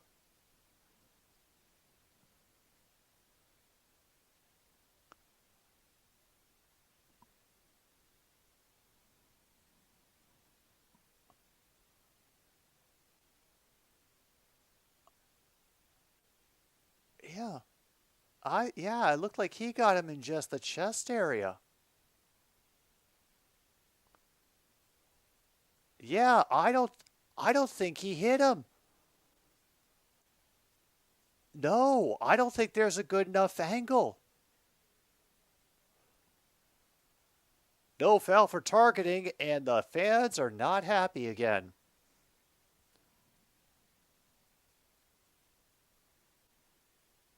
Apparently, they cannot confirm. And you have no idea how happy that makes me.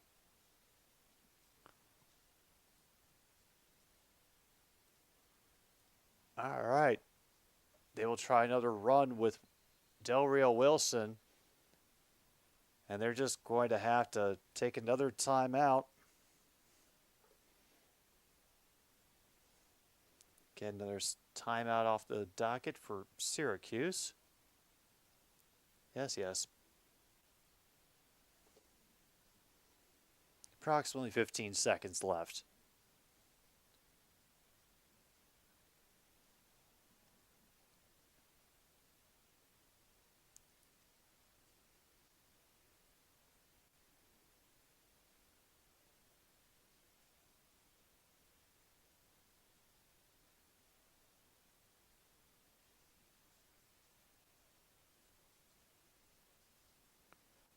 All right, what are we going to get? Del Rio Wilson, what's coming up next? And while MKI is rooting on the Sabres, and Luke is once again a Penn State volleyball fan for the evening. So is Logan. Working out of the gun. They try to get a reverse of the field with the QB blocking, but Pupil, forgive me, will force a loss of about 1, maybe 2. And that's going to be Syracuse's final timeout. Dang.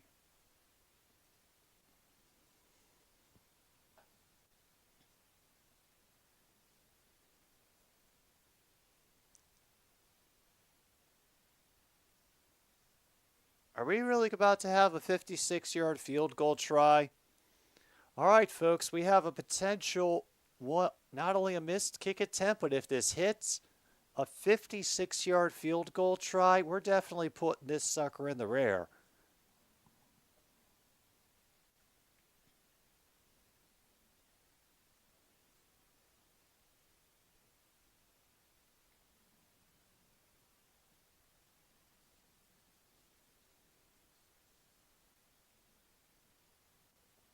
Can he tie this game?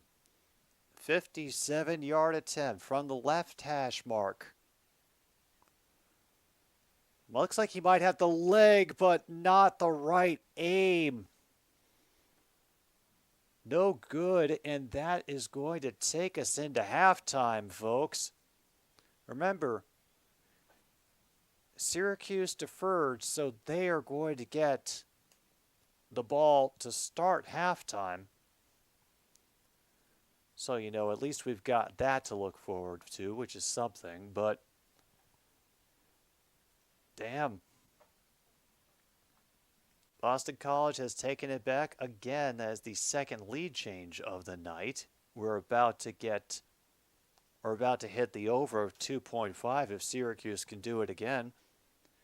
But we're going to have to wait for a little while. For now, we'll just keep ourselves busy checking in on Nebraska and Penn State University in volleyball. But we'll also have a pause for the cause so y'all can, hit the head, grab a smoke, do what you got to do, and come back just rest and refreshed for another half of college football here on another stupid sports show.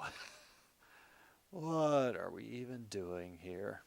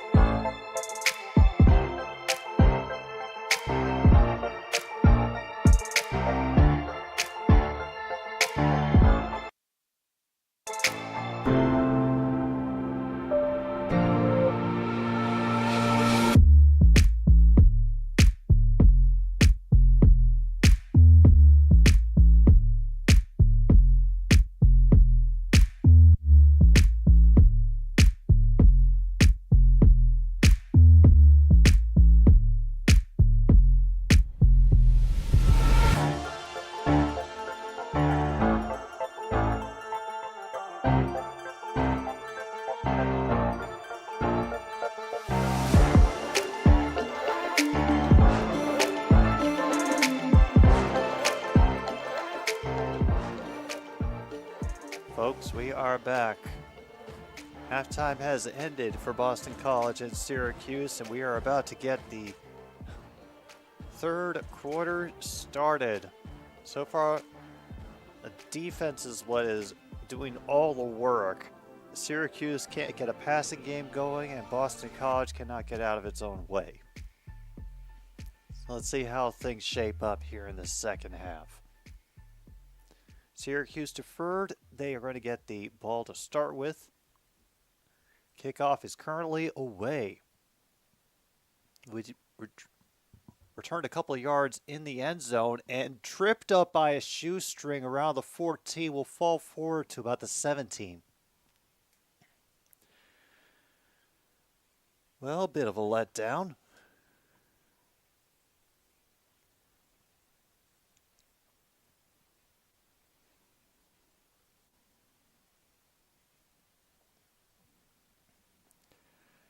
All right, bit of a long field for Syracuse,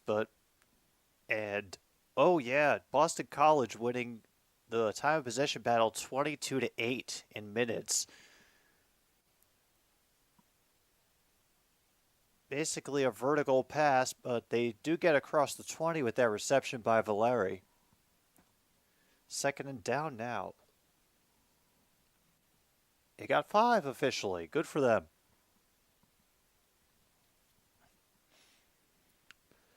Hey, Cordman, do you have an explanation that would make sense to describe what is currently happening, or is this just Nebraska volleyball?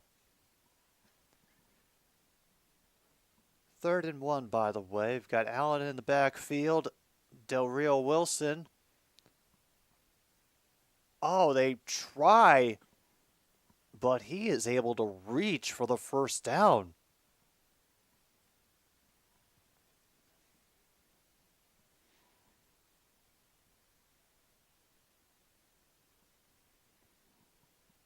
Yeah.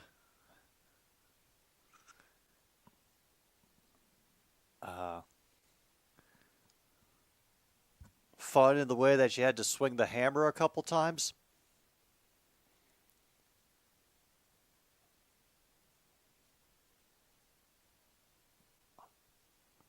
Oh, Dan Villari getting it again. What is this going to be now? 2nd and 7. They've made all the way up to their own 30. They send Allen in motion. They have a run instead. Del Rio Wilson gets the first down all the way out to the 48. Damn.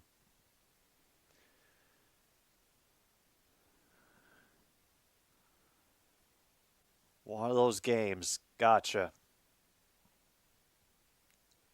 That's now 21-17 Penn State over Nebraska.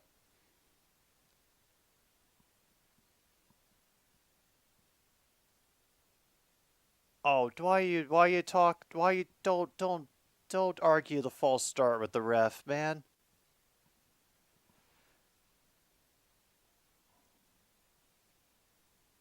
That's false start on Mark Petrie, the right tackle.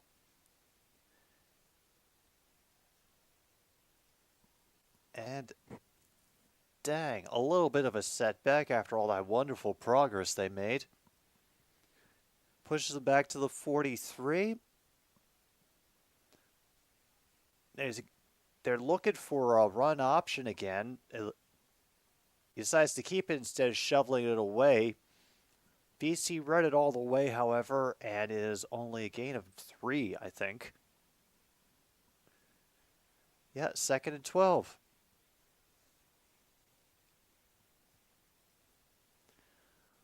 Ah, I gotcha. One of those. And then finally, folks, we have a sack.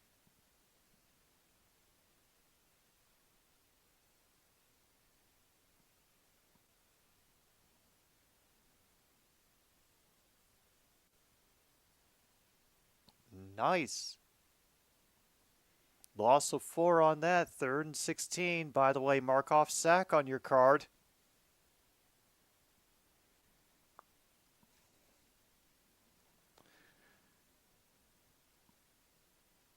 They're still taking their time. They got only 6 seconds left on the play clock, however. From the gun, Allen out of the backfield, maybe looking for a quick dump off, and then just instructs him to block. And he gets them back to their original line of scrimmage. Still quite short. Punting team away. Meanwhile, we have a challenge saying that PSU touched. Could have a Nebraska point, help them catch up here in the second set.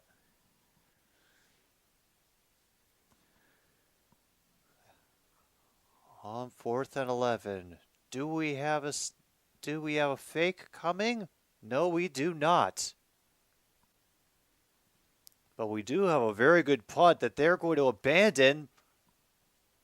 But unfortunately, they couldn't get to it in time. Bounces into the end zone. Touchback. 10:43 to go. Boston College will have it at their own 20.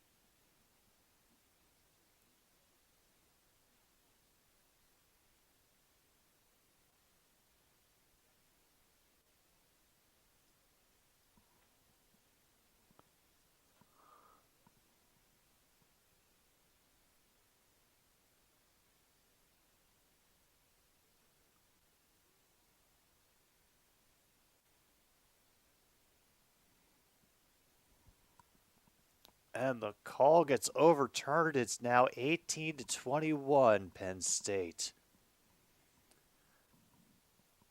Nice. They got something to go their way.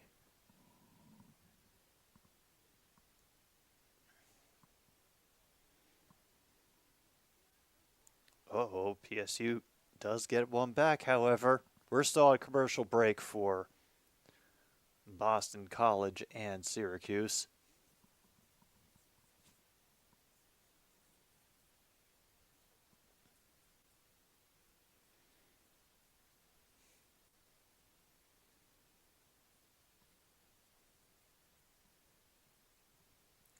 Oh, but good news, everybody. The Golden Corral Holiday Buffet is back.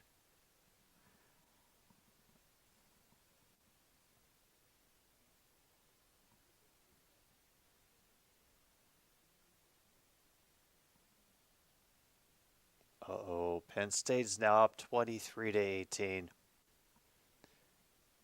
However, decent news. The Pacers have taken care of it against the Cavaliers, 121-116. I have a feeling this is going to be something that's going to make me angry, Luke, and I'm...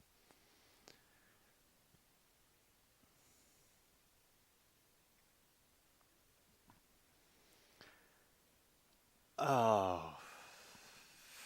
fantastic. Yeah, I think I'm glad I missed that one. Absolutely. Oh, damn. Blues 2, Devils 1, 3:21 remaining in the second.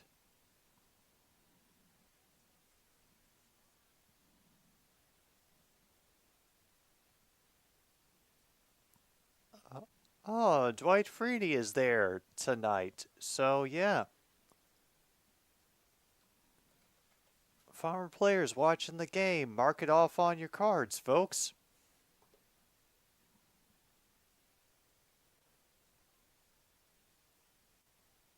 Oh, there he is.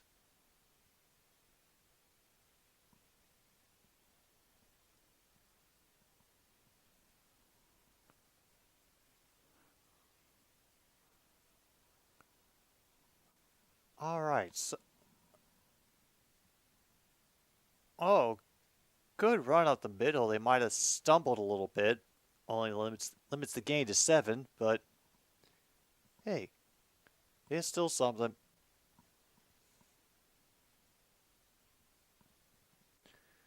Nebraska has pulled within 1 of Penn State. Now working on 2nd and 3, 10:15 to go in the third. They send one wide receiver far out, but then Bond works his way back in. First look was to Bond, but they do get the first down going underneath to number 6. He'll pick up about 7. Great. Meanwhile, we have a challenge by PSU that Nebraska touched.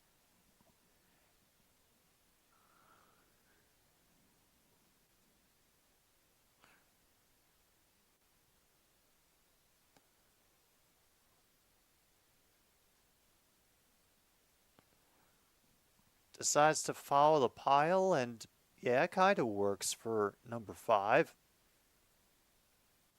whose name Robichow, I think is how we pronounce that.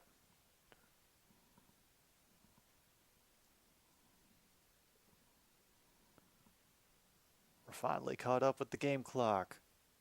Still 10-7. Boston College only leading Syracuse by 3. Another great run by Robichai. Gets them out to, I think, past their own 40 now. Cool.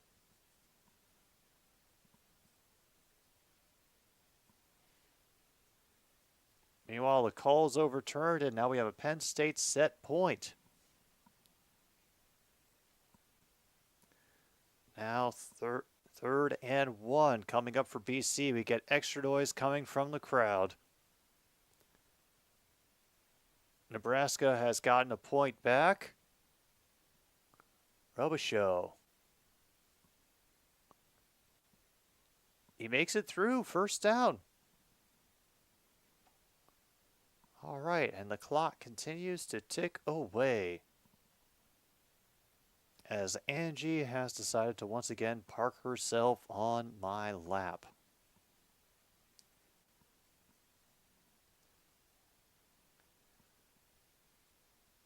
Oh, Nebraska has gotten up to the 23. Clock has stopped while we have another offensive lineman down for Syracuse, and this one is somebody different who is not wearing any braces. So, problem.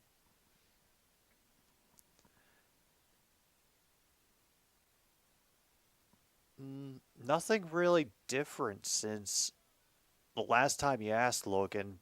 Boston College has been eating up most of the third quarter with this drive.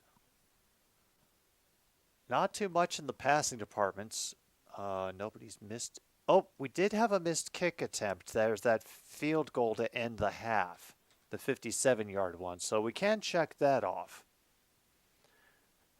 Ball control. Former players watching the game. Dwight Freeney's there tonight at Syracuse. Away QB gets first passing touchdown of the game, which is for Boston College. Let's see, points up. Turnover we had. We also had a turnover wasted. And we haven't had a turnover on downs yet. We have reached the over on just general turnovers in the game because of 2 interceptions and 1 fumble. 2 interceptions were by Syracuse, by the way. Boston College was responsible for the muffed fumble because of a muffed handoff. Let's see. And we've had 2 lead changes so far, so we are another lead change away from hitting the over. Oh, and we've had a wide open QB fail, and the crowd hates the call.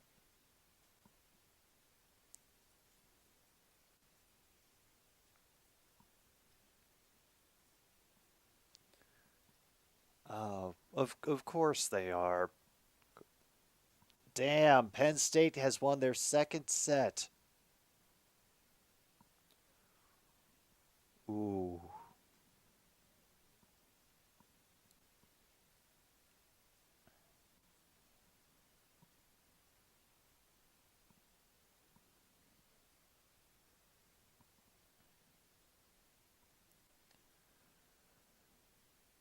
Oh, wow.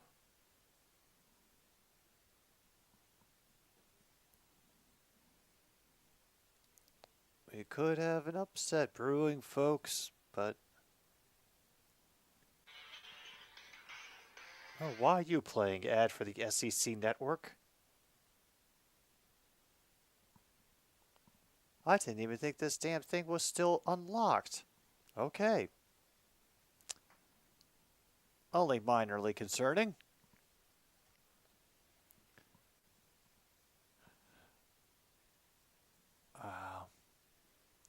Still amazed that they're not doing a game this Monday night. Aren't you shocked, Angie? Yeah, I'm just flabbergasted.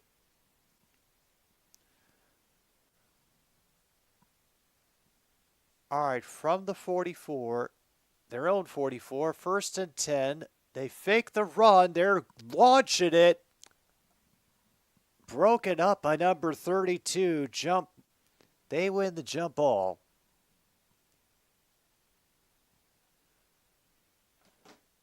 Oof. And now we have an injured offensive player and a claws in my leg. Ooh. Damn.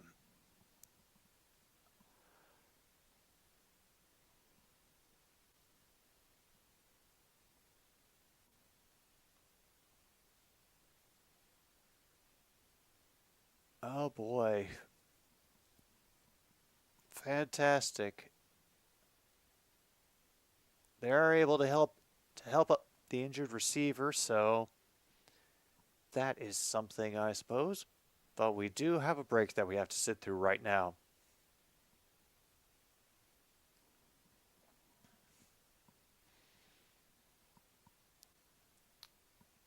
Pretty much, MKI, pretty much.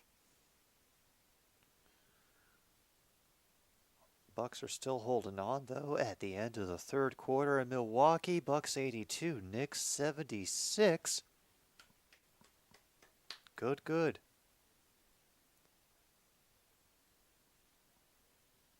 Cordman will be going live for Nebraska versus MSU. Going an hour early, damn.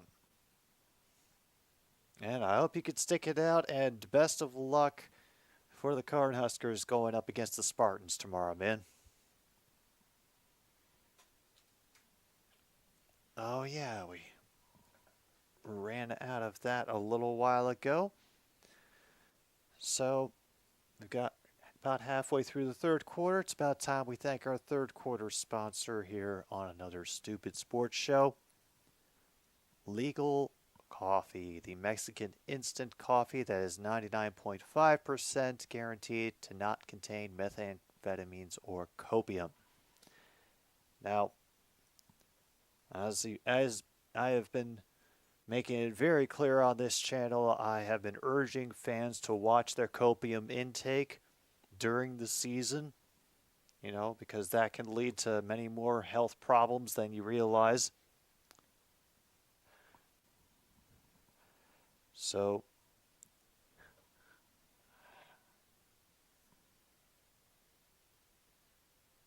as much as I would like to complain about how the Bills-Bengals matchup, which is the one I'm going to be streaming this Sunday, by the way, feels like the only game that's going to be worth watching the entire weekend,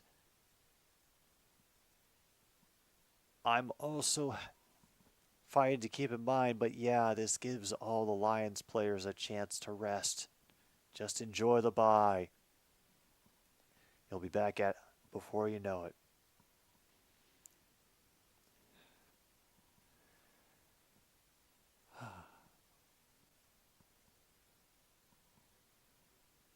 I don't think we can get all the injured players back, but I am hopeful for at least David Montgomery. And for him, at least by Thanksgiving. That would be nice.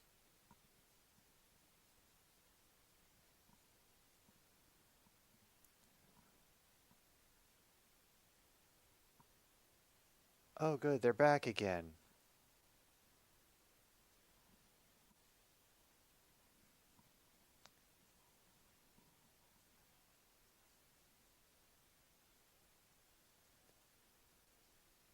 whatever the original name is of this dome, that's what it is now. I don't know any wireless company named JMA.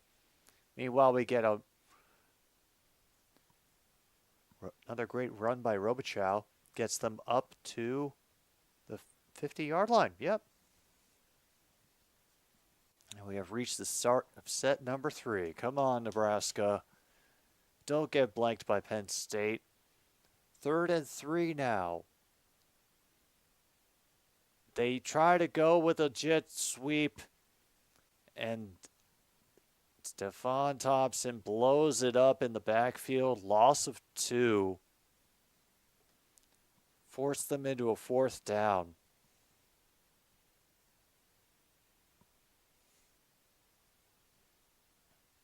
And it's moments like these that really make me wish the Rouge was a thing in American gridiron football.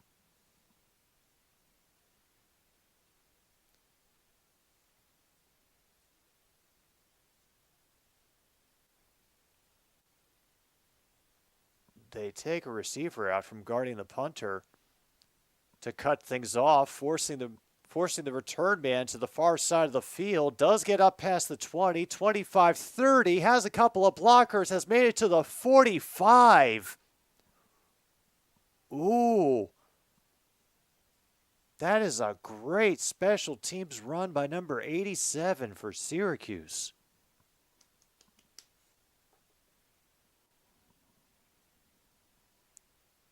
Mm-hmm.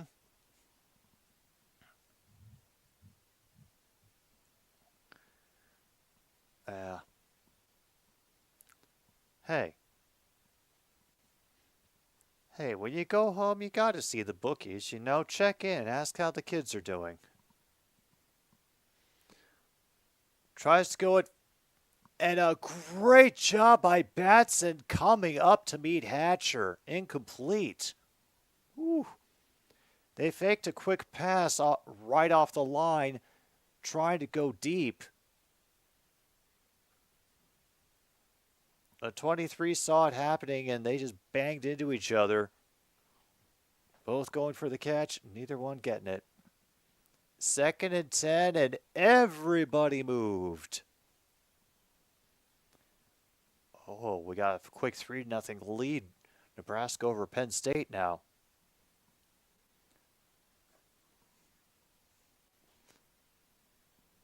A false start penalty on number 89 for Syracuse.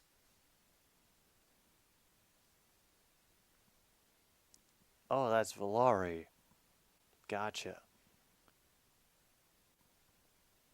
4-0. Wow. Oh my God. False start on the. It's on number 50 this time. Oh.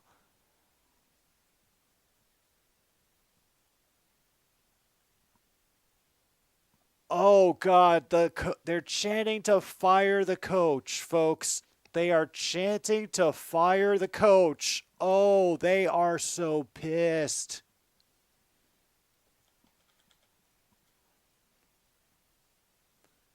Great effort by Diaz Robinson, but flags come flying in at the end. I'm not sure for what.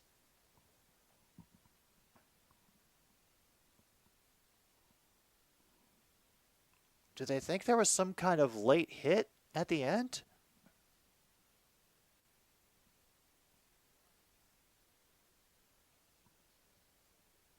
I am not sure what.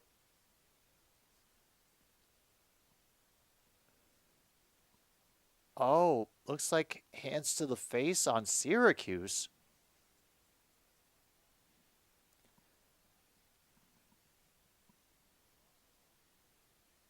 They're waiting to see what happens. Does Boston College want this penalty?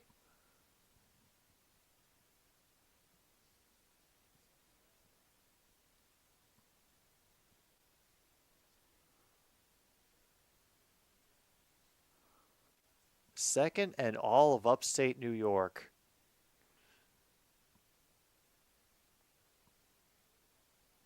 Oh, illegal block in the back. I misread the hand signal. 10-yard penalty, second down. And there's the Fire Dion chant starting up again, folks. Oh, they are adjusting the microphones and the sound mix so that I can get that out of it.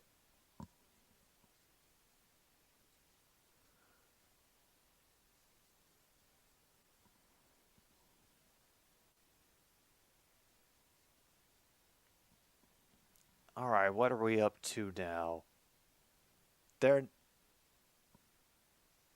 If it's that bad, they're not even going to show it on screen. Oh, 2nd and 25. They will do a pitch to Allen. We'll get them back across the 35, maybe the 37 for that. But still third and a decent distance to go.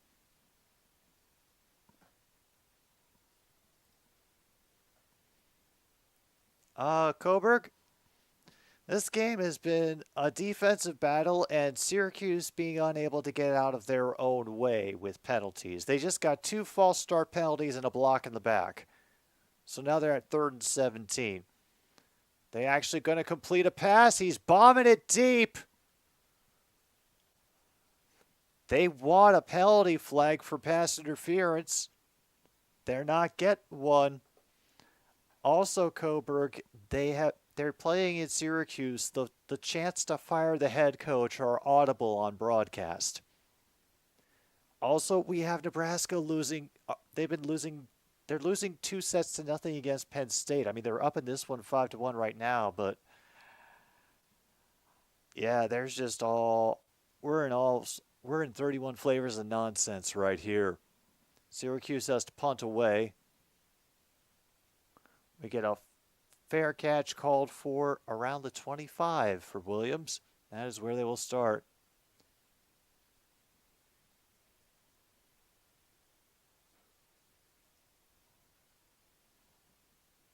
We will get to the promo after we clean up more laundry. Even the laundry is everywhere.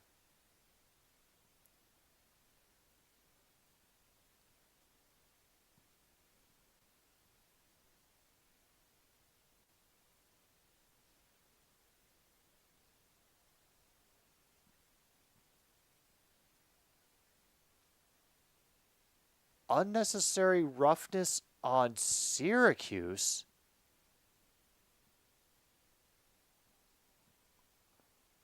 Whoa.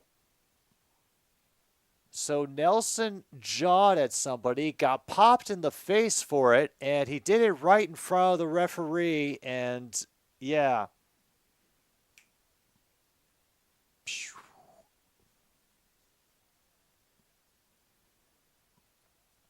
And now Boston College has the ball at the 41-yard line after what was supposed to be a 75-yard field to march down. Now it's only 59 yards. Meanwhile, Penn State is creeping back into contention with Nebraska 6-4. Quick pass on Minor's screen. Does get out to near midfield. Will leave them second and very short.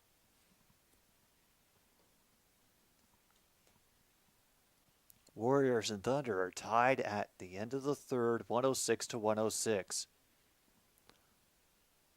Ball gets tipped at the line and no one can get their mitts around it. Incomplete. Yeah, Boston College defense has been doing well, but like I said, Syracuse has been committing so many penalties. It's bad. And Syracuse has also been doing just long clock draining drives. They can get a crack off a pass or two sometimes, but that will be a run and a slide by Castellanos to give them a first down.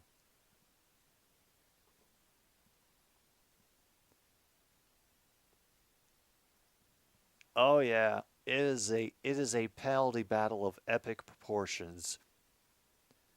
Nebraska's trying to hold off Penn State in his third set. They're only up 7-5 right now. Clock's continuing to run because Boston College, I think they know that they just have to play their game and they should be able to maybe stretch this into the fourth quarter. Syracuse responds by like stacking people on the line. They limit the gain to 3.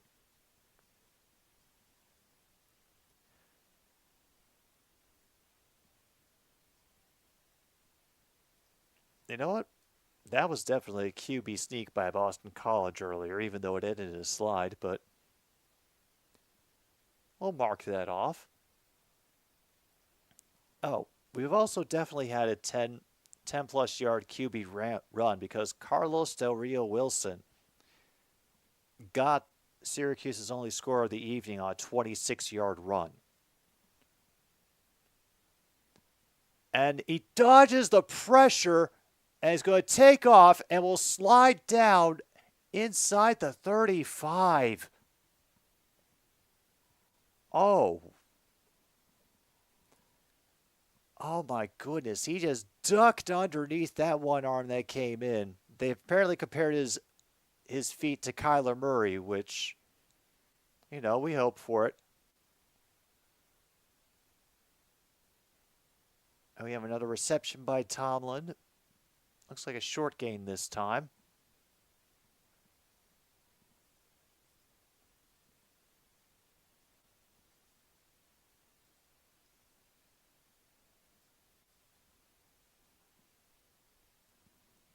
Oh yeah, that was a nice slide.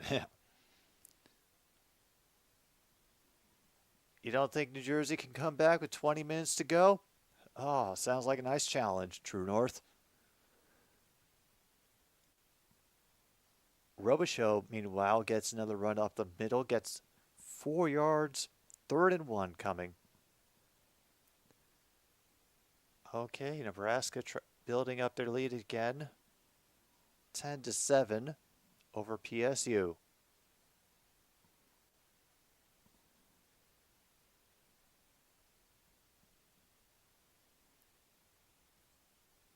From the pistol.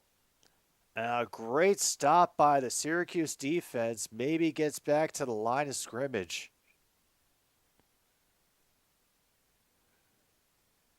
Fourth down, everyone.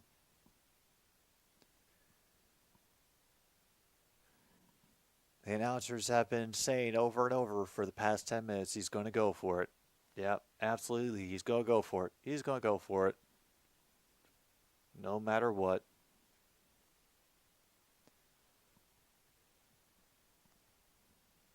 I think Monty considers Josh Dobbs his new best friend. And Angie always bets on grand destruction. And finally, we have a stop by the Syracuse defense.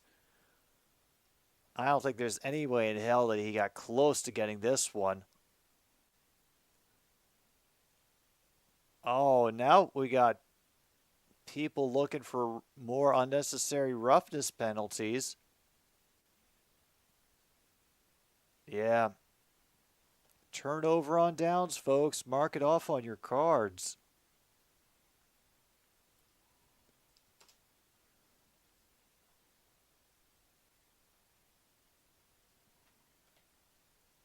Finally, we got a turnover on downs.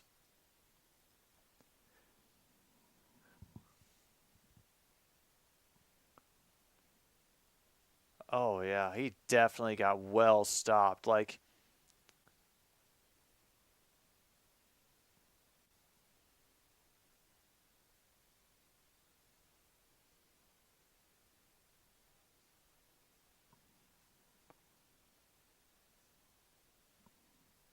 yeah. Oh, Coburg, because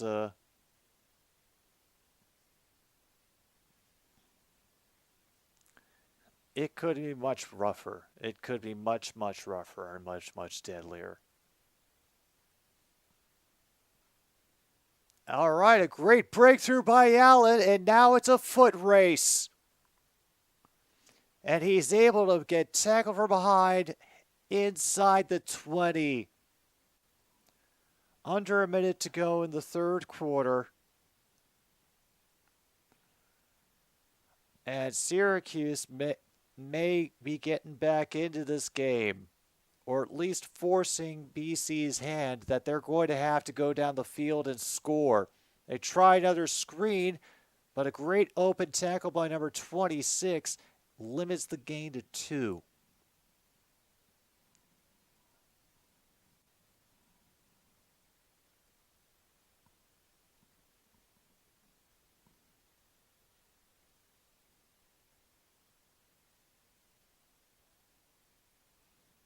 They'll try a pitch on the far side now, but unfortunately the BC defense is there, limits the gain to 1 again. And look at that, folks. We have reached the end of the third quarter. Syracuse knocking on the door, trying to make it a problem for the Eagles. Meanwhile, there will be free t-shirts for the St. Louis Blues Grateful Dead night on December 6th. But for those of you who can't make it, we give you instead this pause for the cause. Smoke if you got 'em, folks. We will be back for the fourth quarter between,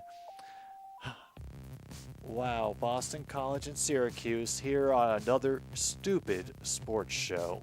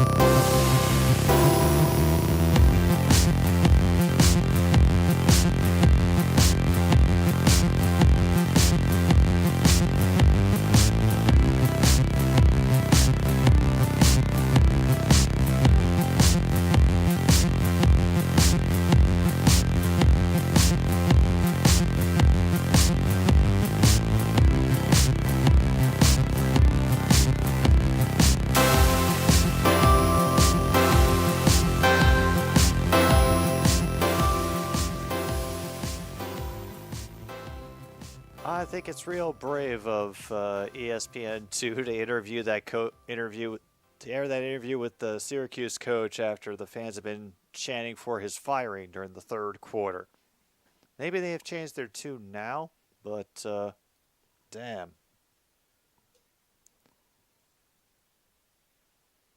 And Del Rio Wilson will get sacked. Damn.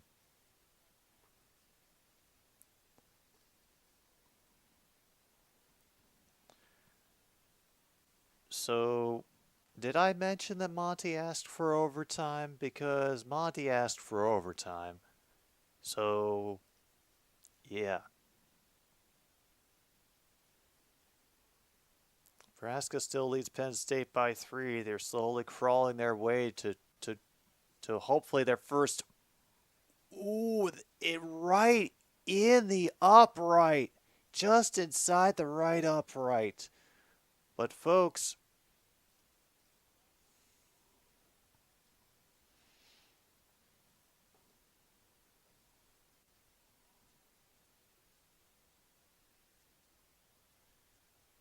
wow.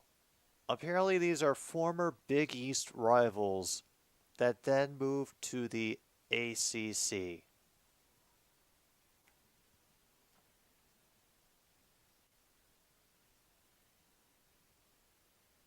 Monty wants to stop the count. Yeah.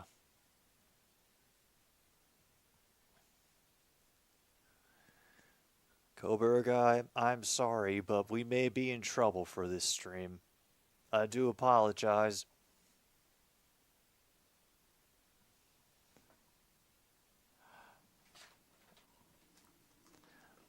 By the way, thank you to our fourth quarter sponsor for another stupid sports show. Whorehound old-fashioned hard candies made with real natural Whorehound herb tea, brewed and steeped in copper kettles to enhance the Whorehound flavor. Whorehound. And a kickoff out of bounds gives BC the ball at the 35.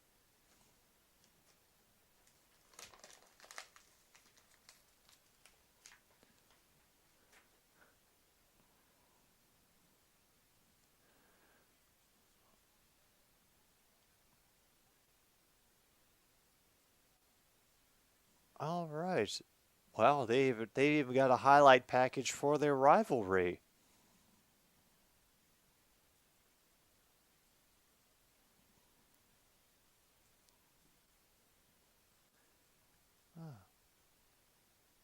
Nebraska 19, Penn State 15. Getting closer. Great job by the Syracuse defense to prevent that screen run from going anywhere. Should be 2nd and 11, I think. Yep, 2nd and 11 coming.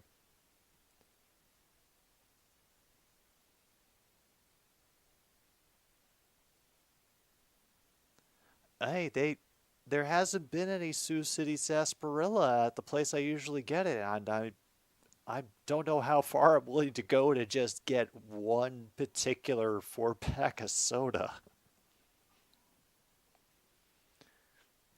Extra pressure gets picked up, gives them all the time.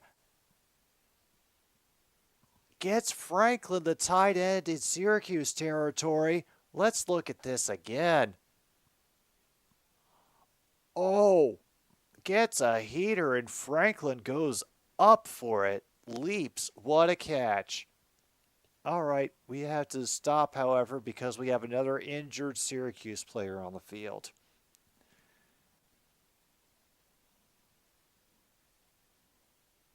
This would be the second D lineman they had lost this game if this guy can't get back out and into it. Ooh. That is rough. I'm not willing to put all of this on the coach, but the fans might know more about that than I do.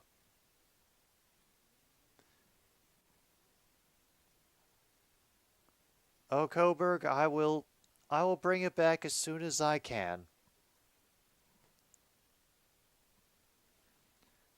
And because we can't I don't think we could live without that ad read. Just always brings so much joy. Penn State's trying to slow Nebraska down with a timeout. See if that works. How you feeling over here in the shadows, Angie? Oh yeah, she's looking angry. I think she knows what Monty has done. Absolutely she does.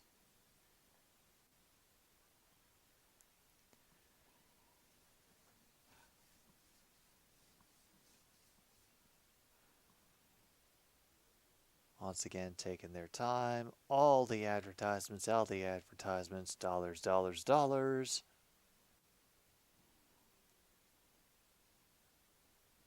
All right, yep.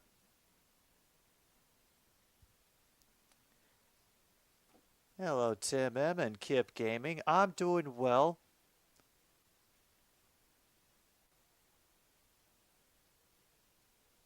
Oh, you're flying to Toronto on Sunday. Cool. What is the occasion for work, or have you? Are you going to? Are you going to? Are you going to kidnap Sheldon Keefe and force the Leafs to get a new coach?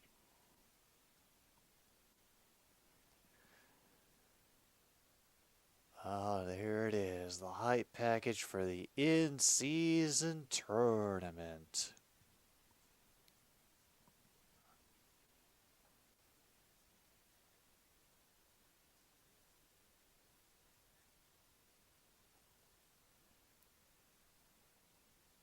And here's the back and forth again.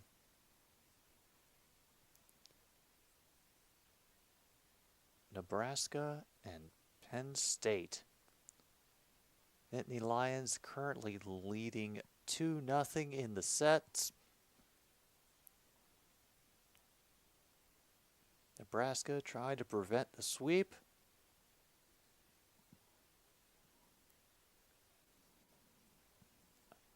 First and 10 now, Boston College at the Syracuse 45, 13-16 officially to go. Out of the gun, there'll be a run for Robichaux, who will get maybe 3.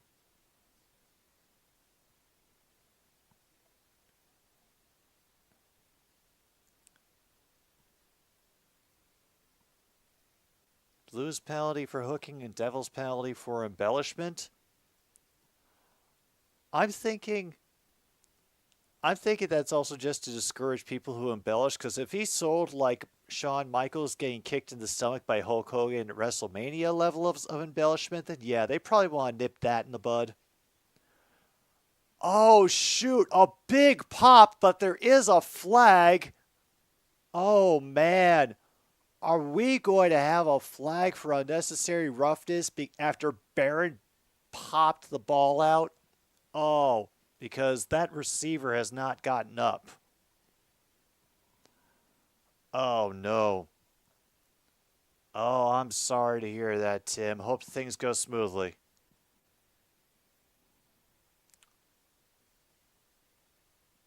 Oh, boy.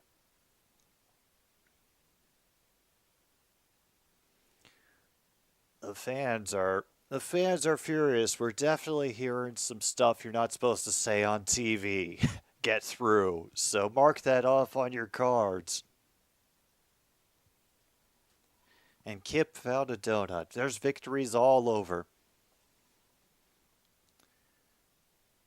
Oh.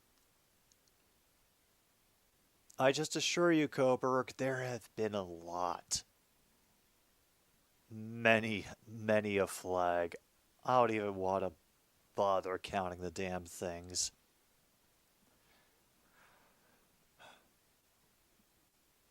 Partly because I'm one of those people who thinks that, fans should only stress about things that are in control of the team. And unfortunately, the refs are like that wild card that no one is ever going to, be able to effectively control. Ah, I gotcha. Anything to do with that up there. Absolutely. Meanwhile, Nebraska has reached their first set point of the night against Penn State. The Knicks have gotten ahead by 2 with 1:10 to go in the fourth quarter. Penn State doesn't give up the set point. They are now only trailing by 5. We've still got a commercial break waiting while we see if that receiver is injured. Maybe we have a targeting penalty coming.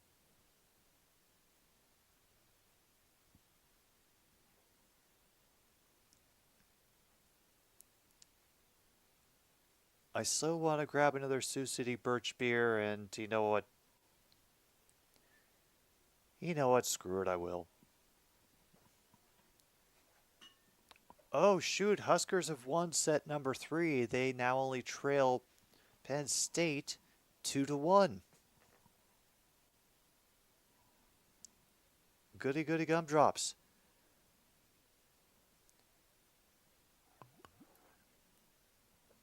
Nah, this will be the last one for the night. There's only so much sugar I'm willing to pump into myself.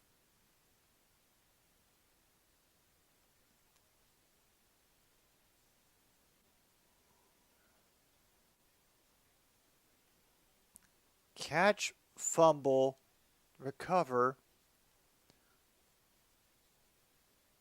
Flag was initially for Miegelman downfield, and now they're looking for possible targeting and to see if it was a catch. So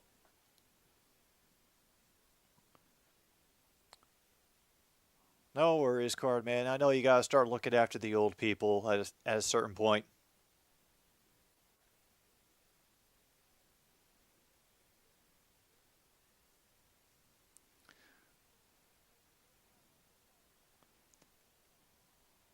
Ruling on the field stands, and there is no foul for targeting, folks. First down. Yeah, we've had 2 targeting investigations, but none of them have followed up on anything. So I'm not willing to put out a rare for that. I'm sure we got plenty of time for something really stupid to rear its head with this game. Only drink when the Packers score a TD. Yeah. I don't need to moderate it that much. Have a decent run by Allen up the middle for 4.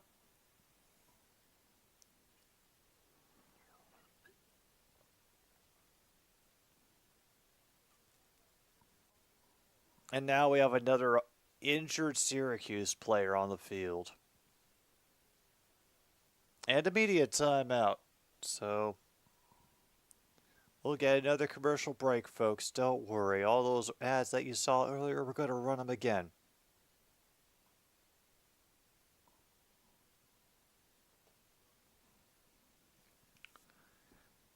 Yeah. Everything in moderation, including moderation.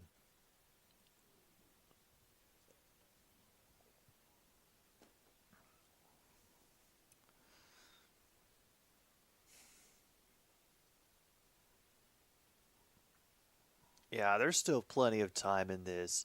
We can avoid the overtime in this game, I think. We have a very, very good chance of avoiding the overtime. We really do.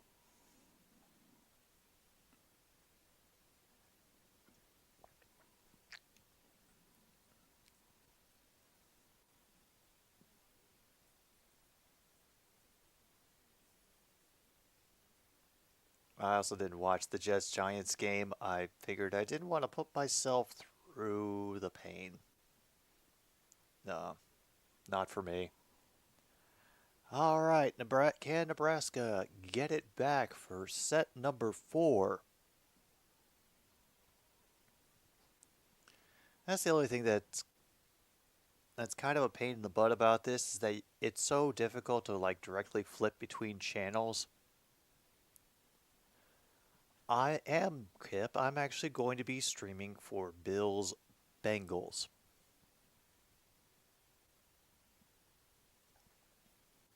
That was the game that ended up winning. And, Yeah, that should be a fun one. Okay, yeah, no, it's always is exhausting, that chemo.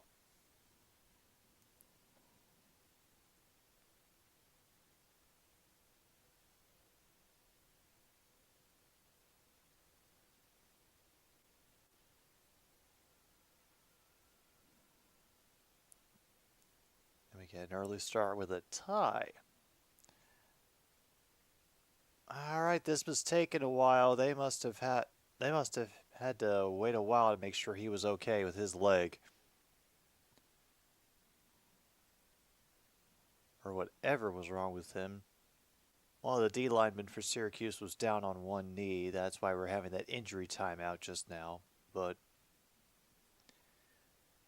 yeah, they're taking extra time with another Dwight Freeney package.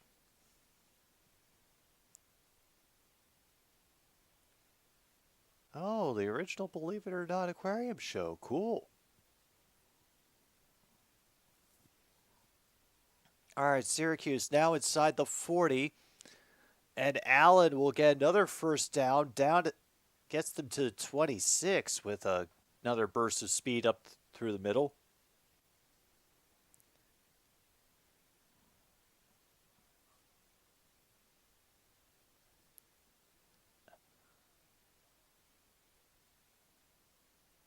And it got stolen away. Interception again.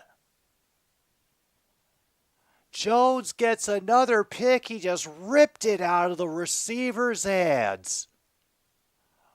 Oh my goodness.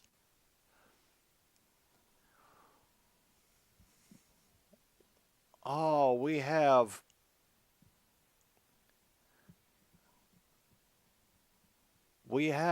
full elbow wings, folks. We have full elbow wings in the stands.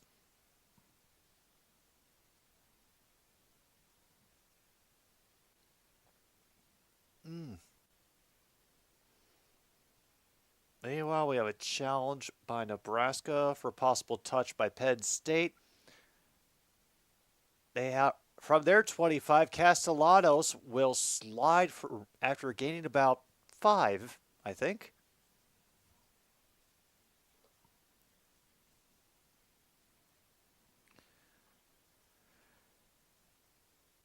And yeah, that's been the story of this game. Syracuse defense keeps the offense in check, and then BC, their defense has been stepping up, and I think that's the third interception tonight. Jones has 2 of them, but I know somebody else got another. I forget who. Pressure coming, and it's off target. Oh my God. That was awful. Final in Milwaukee, Bucks 110, Knicks 105. I am putting that as a wide open. Yeah, that is definitely wide open QB fail, which we already have. But damn, that was just ugly. Horrible.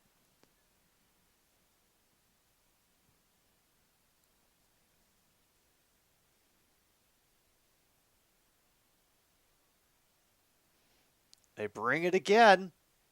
He waits. And they cannot keep control. Oh, Tomlin cannot haul it in. Oh, damn.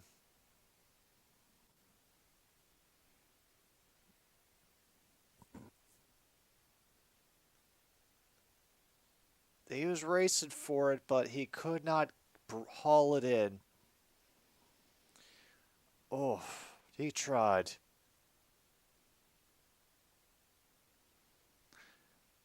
Little off with the snap. They're faking it. They get the first down with a fake punt. BC runs a fake punt because I thought he had just had a lousy snap from the long snapper, but no. Damn. All right.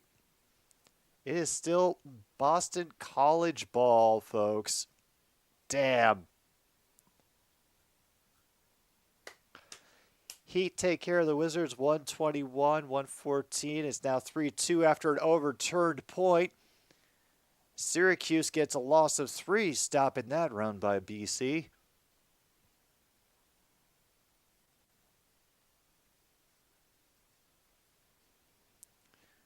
And yeah, we got somebody coming out, one of the backups making a play. Number 94 coming in for an injured player tonight. Second 13. They show a rush of 4, teasing extra pressure. He picks up his own dropped snap, has been waiting. He will take off. And they draw the late hit.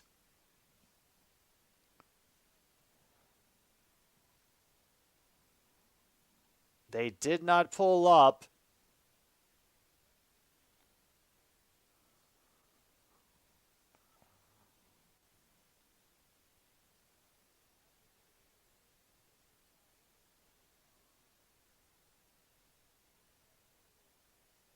On number 12, oof. Oh, yeah. That was a clear line.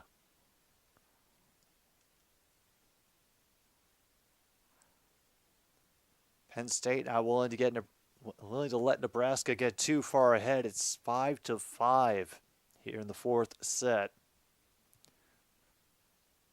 Chains, I think, have been moved, yeah, at least across midfield at this point.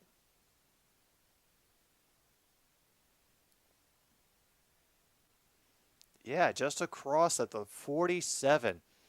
Tomlin in motion to the near side. They'll fake it back across the field. Overthrows the receiver. Another near pick for Gould. Ooh. Now we have a service error for Penn State, which gives Nebraska the point.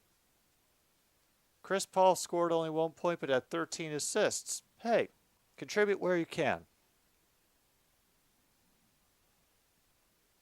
9 service errors. That seems like a high number. All right, 2nd and 10 now. 2 receivers to the far side of the field. Doesn't find underneath what he wants, so he will slide again, get down to 43 is where they'll put him. 3rd and 6.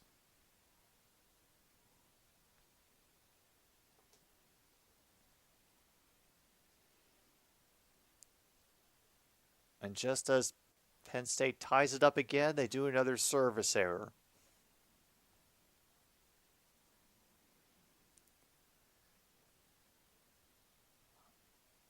All right, up to 15 minutes of possession time for Syracuse, but Tomlin in motion, just weaving all over.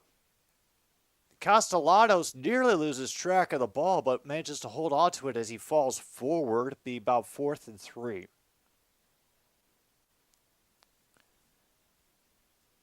Empty net for the Blues, 3-1 against the Devils. Yeah, plenty of time left for New Jersey, absolutely.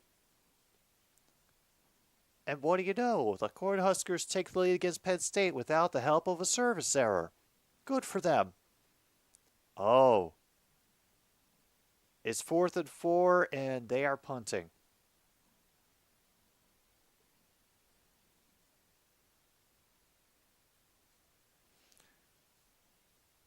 They cannot find it, however, so they will get it so Syracuse will get it at the 20 after the touchback. We are still in a tie game. When we return, Syracuse will have the ball. And now we have a challenge by Nebraska about a ball being inbounds.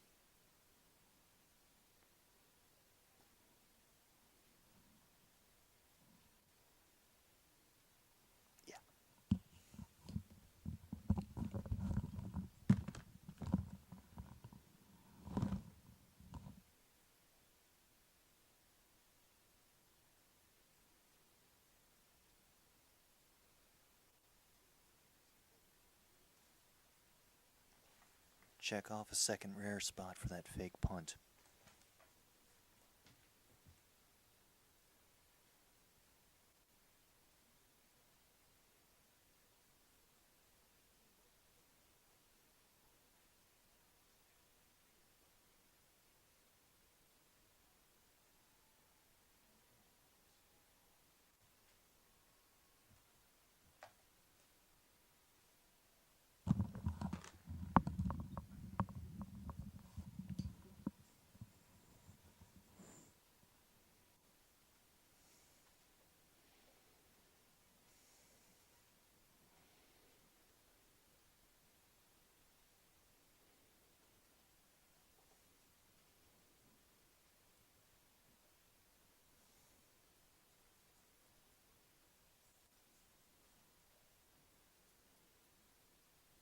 I figured it was time.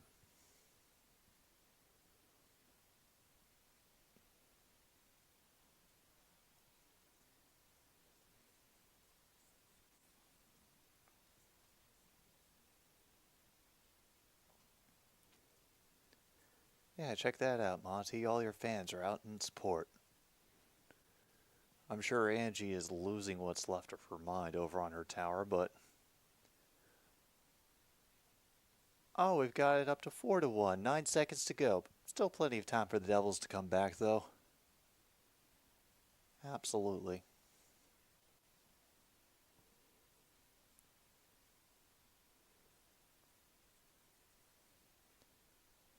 All right, and thank you again, Cordman, for doing all the updates of the Nebraska-Penn State volleyball game that's currently taking place. 10-8 currently. Cornhuskers leading the Lions.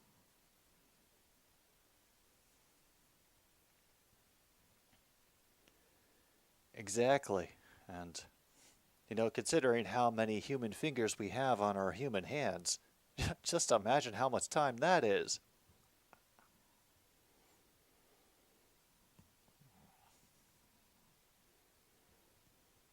Are you done, Mr. Monty? If you are, I won't keep you. Thank you for your time. All right, looks like Robichaux is well, he's got his pads off, so he might be done for the game.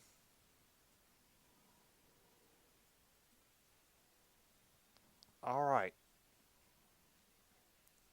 Right now we are at 7.5 to go. He's going to try to launch it. He's going for it all. And Hatcher gets broken up again. Jackson making the play in the secondary. 2nd and 10 now. Syracuse still looking to move from their 20.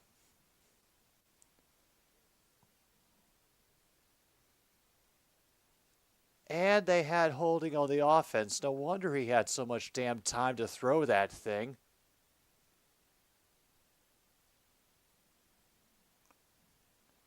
And now they're back to their own 10.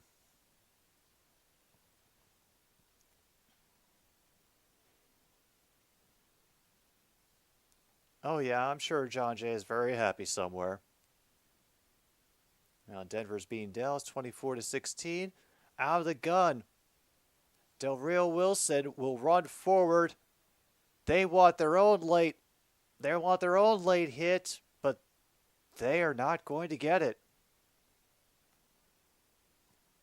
Hey, we were just talking about you, John Jay. We saw that your Blues just beat the Devils. I mean, you know, 2-1 for a while, and then the 2 empty net goals, but still.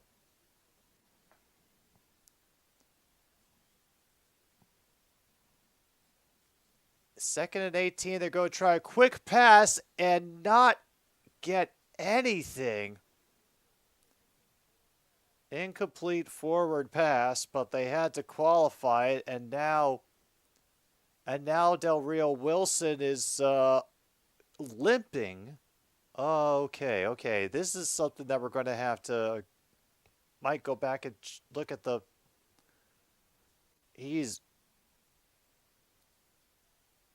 Oh no, non-contact.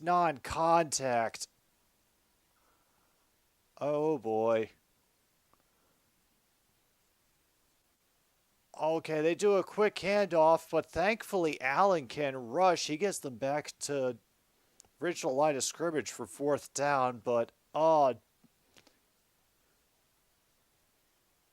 man. Del Rio Wilson is hobbling off the field. Oh no.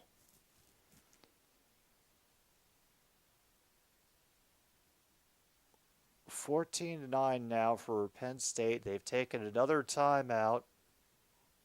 All right, enjoy your time with your friends, John Jay. And the Warriors and Thunder are tied at 1:36, 38 seconds left. They will force Syracuse into a punt. Fair catch gets called for at the 29. All right, we're down to 5:59 to go in the fourth. And now it looks like the backup QB, Carlos Del Rio Wilson, who was only having his second start of his career, now might not be coming back into the game after what looks like some kind of weird non-contact foot planting injury. Because he was really struggling to put weight on his left leg. No, let's see. No, sorry, that was his right leg, I think. All right, 1st and 10. All the time, and a great job on the pass. Finding Bond in all that traffic.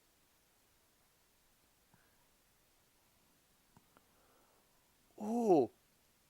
And was able to get enough on it that the diving defender couldn't make a play on it. So what a throw on there. Credit goes to where credit is due for any good plays that we see from these college players.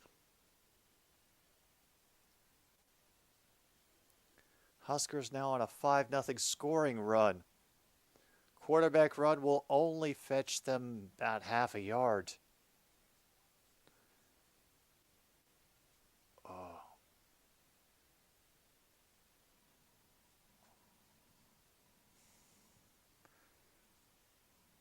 Looks like we have another QB warming up.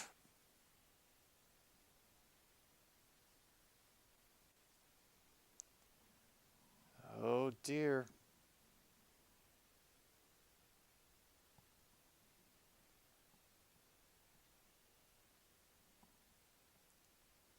They rush 5, go long.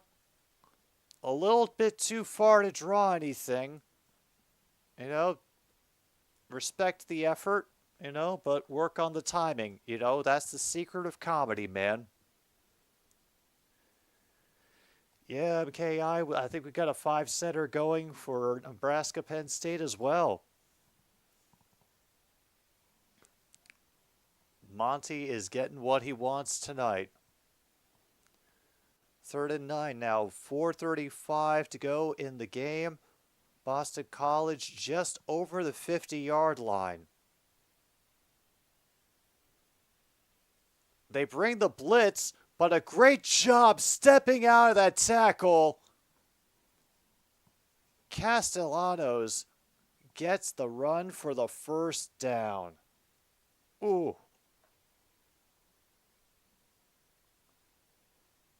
Yeah, I'll remember to switch that ball indicator now. And I assume that everybody has their timeouts because I haven't heard anyone take them. Holy crap, we have another first down. Oh, be about a yard short. Never mind. Decent effort by Tomlin. And we get a Nebraska service error this time. We're evening them out.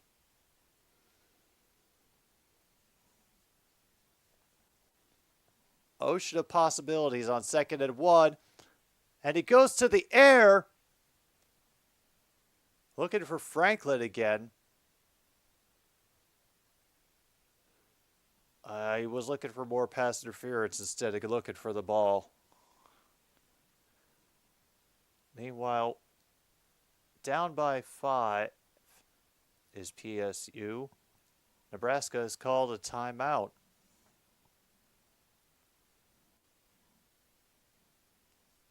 Oh, and now they're saying that Damian Lillard was doing it for the Bucks in their win tonight. Castellanos does follow, gets the first down. Now inside the 24.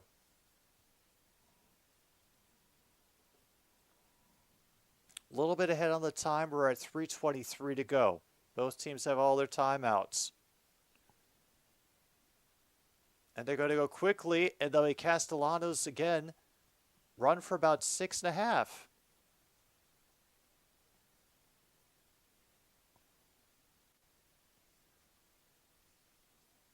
Oh, they were looking for Boston College wanted a delay of game because one of the Syracuse dudes wouldn't let him off the ground. Now Castellanos' helmet came off. Oh yeah, no, dude, he got his helmet ripped off. He got his helmet ripped off by number 8. That should be a penalty. He was trying to take his helmet off. He jerked it halfway up his face.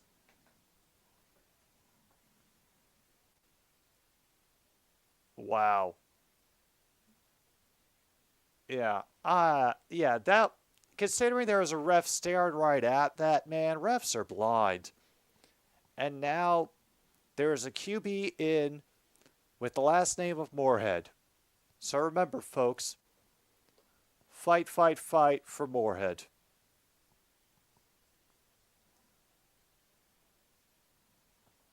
Oh, they finally take the timeout after they bleed the clock.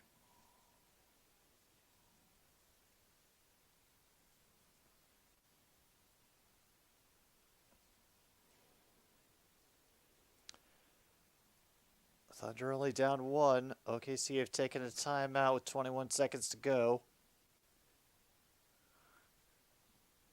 Huskers are ahead of the Nittany Lions 19-13. This is set number 4 between them. Nebraska needs to push this to 5.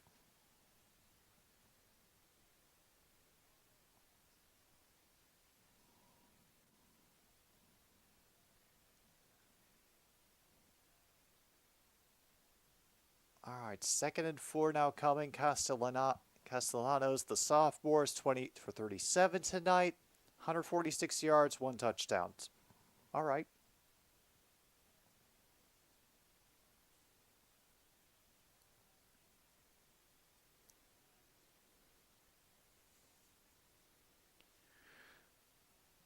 All right.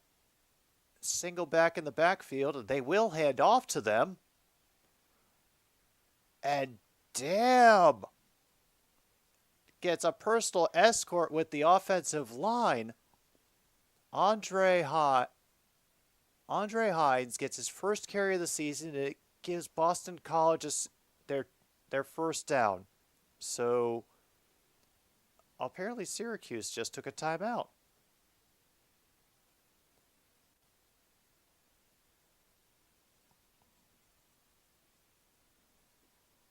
All right, we're caught up there.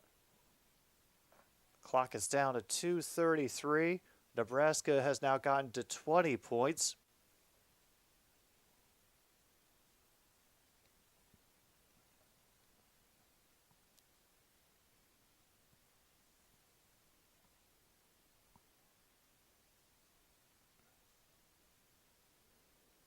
Splits the charities after the Draymond Green foul. Another Nebraska service error. That's the spirit, folks. That's the spirit we're looking for.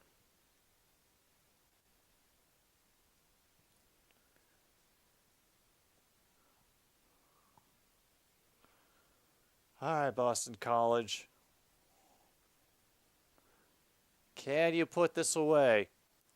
First a goal for the 10. They get down to 2:29 before Syracuse stops the clock with their second timeout.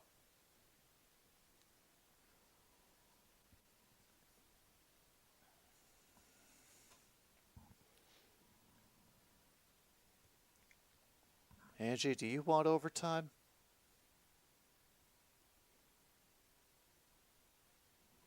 I don't think Angie wants overtime.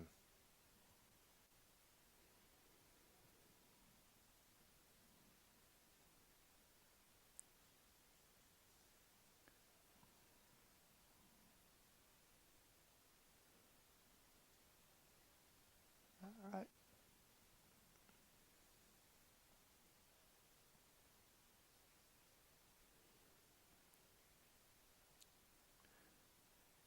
Wow. Syracuse is 0-31 under Dino Babers, scoring 20 points or fewer.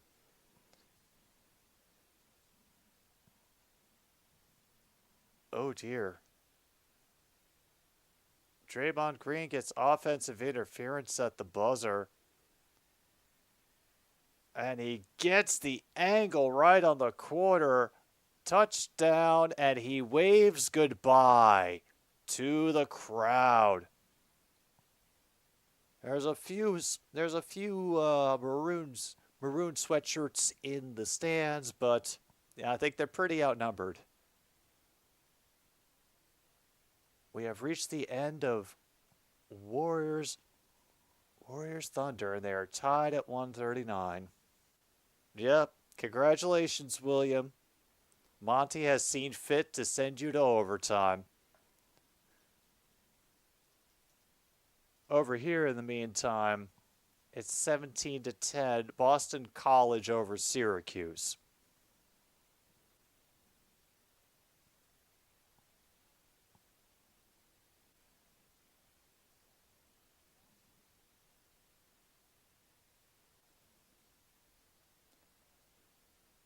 All right, Nebraska getting up to 2 points of another set. All right, 2:23 to go in this game. Syracuse has a single timeout.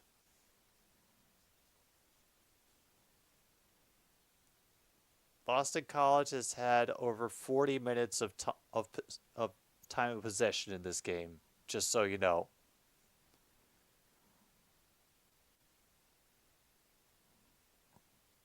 And lining up.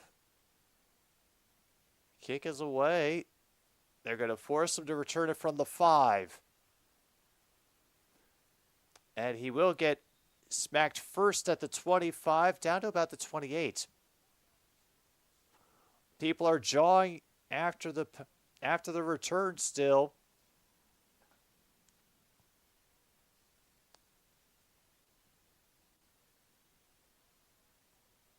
Okay, Del Rio Wilson is back out.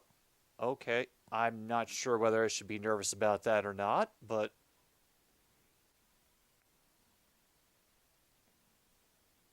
not sure why his hamstring would be taped like down the outside of his pants. Over the middle and picked. Deflected out of his hands. Batson gets the tip. And that, I think, is going to do it for this game. Meanwhile, the Huskers have won set number 4. And the last of the orange supporters head for the exit. It never even touched the receiver's hands. I think that may have actually been tipped by number 1, another defender for Boston College. So, yeah.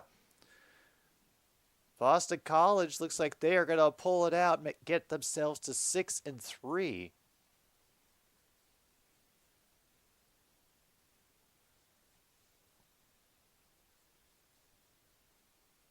Oh, nobody's even around to chant to fire Dion.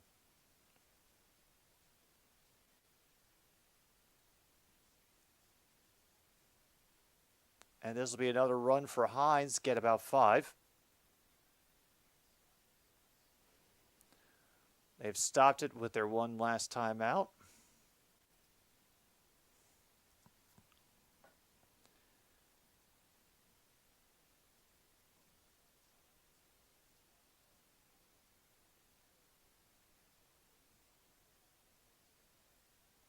Down to 2nd and 5.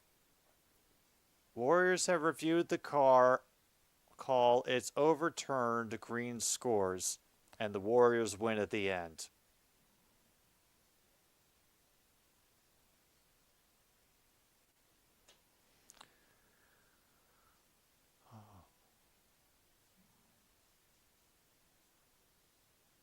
And Boston College is officially bowl eligible. They finished out with Virginia Tech, Pittsburgh, and Miami. Maybe they could do it.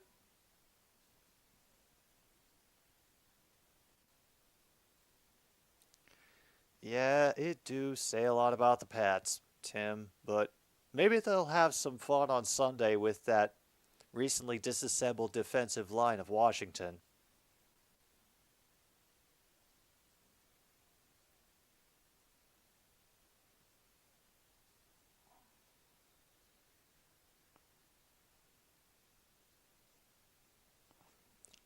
And now they're talking about the people calling for his firing, referring to them as vultures circling.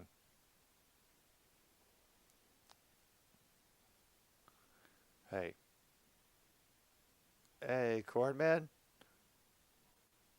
The Isotops did win a game. Monty will just have to make do with a 5th set for Nebraska and Penn State. You know, we can't always get what we want.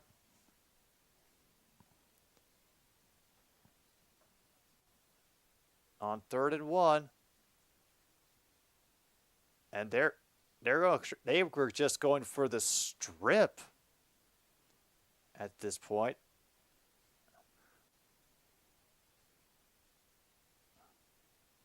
All right, now we've gotten to the kneeling part, folks. Congratulations. All right. Doesn't sound like anybody got any friggin' bingos or even came close. Thank you, ACC, Boston College, and Syracuse for that. And also because we never do the yards thing, because I know I'll just fail every time. I'm also shocked that they never showed that Doug Flutie clip. Oh, hey, I guess they can't beat it to death.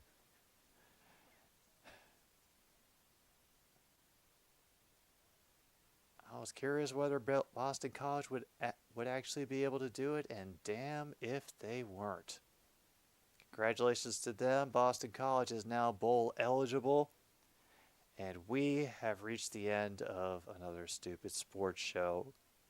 Cornman, best of luck to the Huskers in this 5th set, and the Thunder may be able to hang a little bit tougher than some of us realize. For now, I will see you all tomorrow for the Alouettes versus the Tiger Cats CFL Division semifinals here on 106.9 Click FM, another stupid sports show.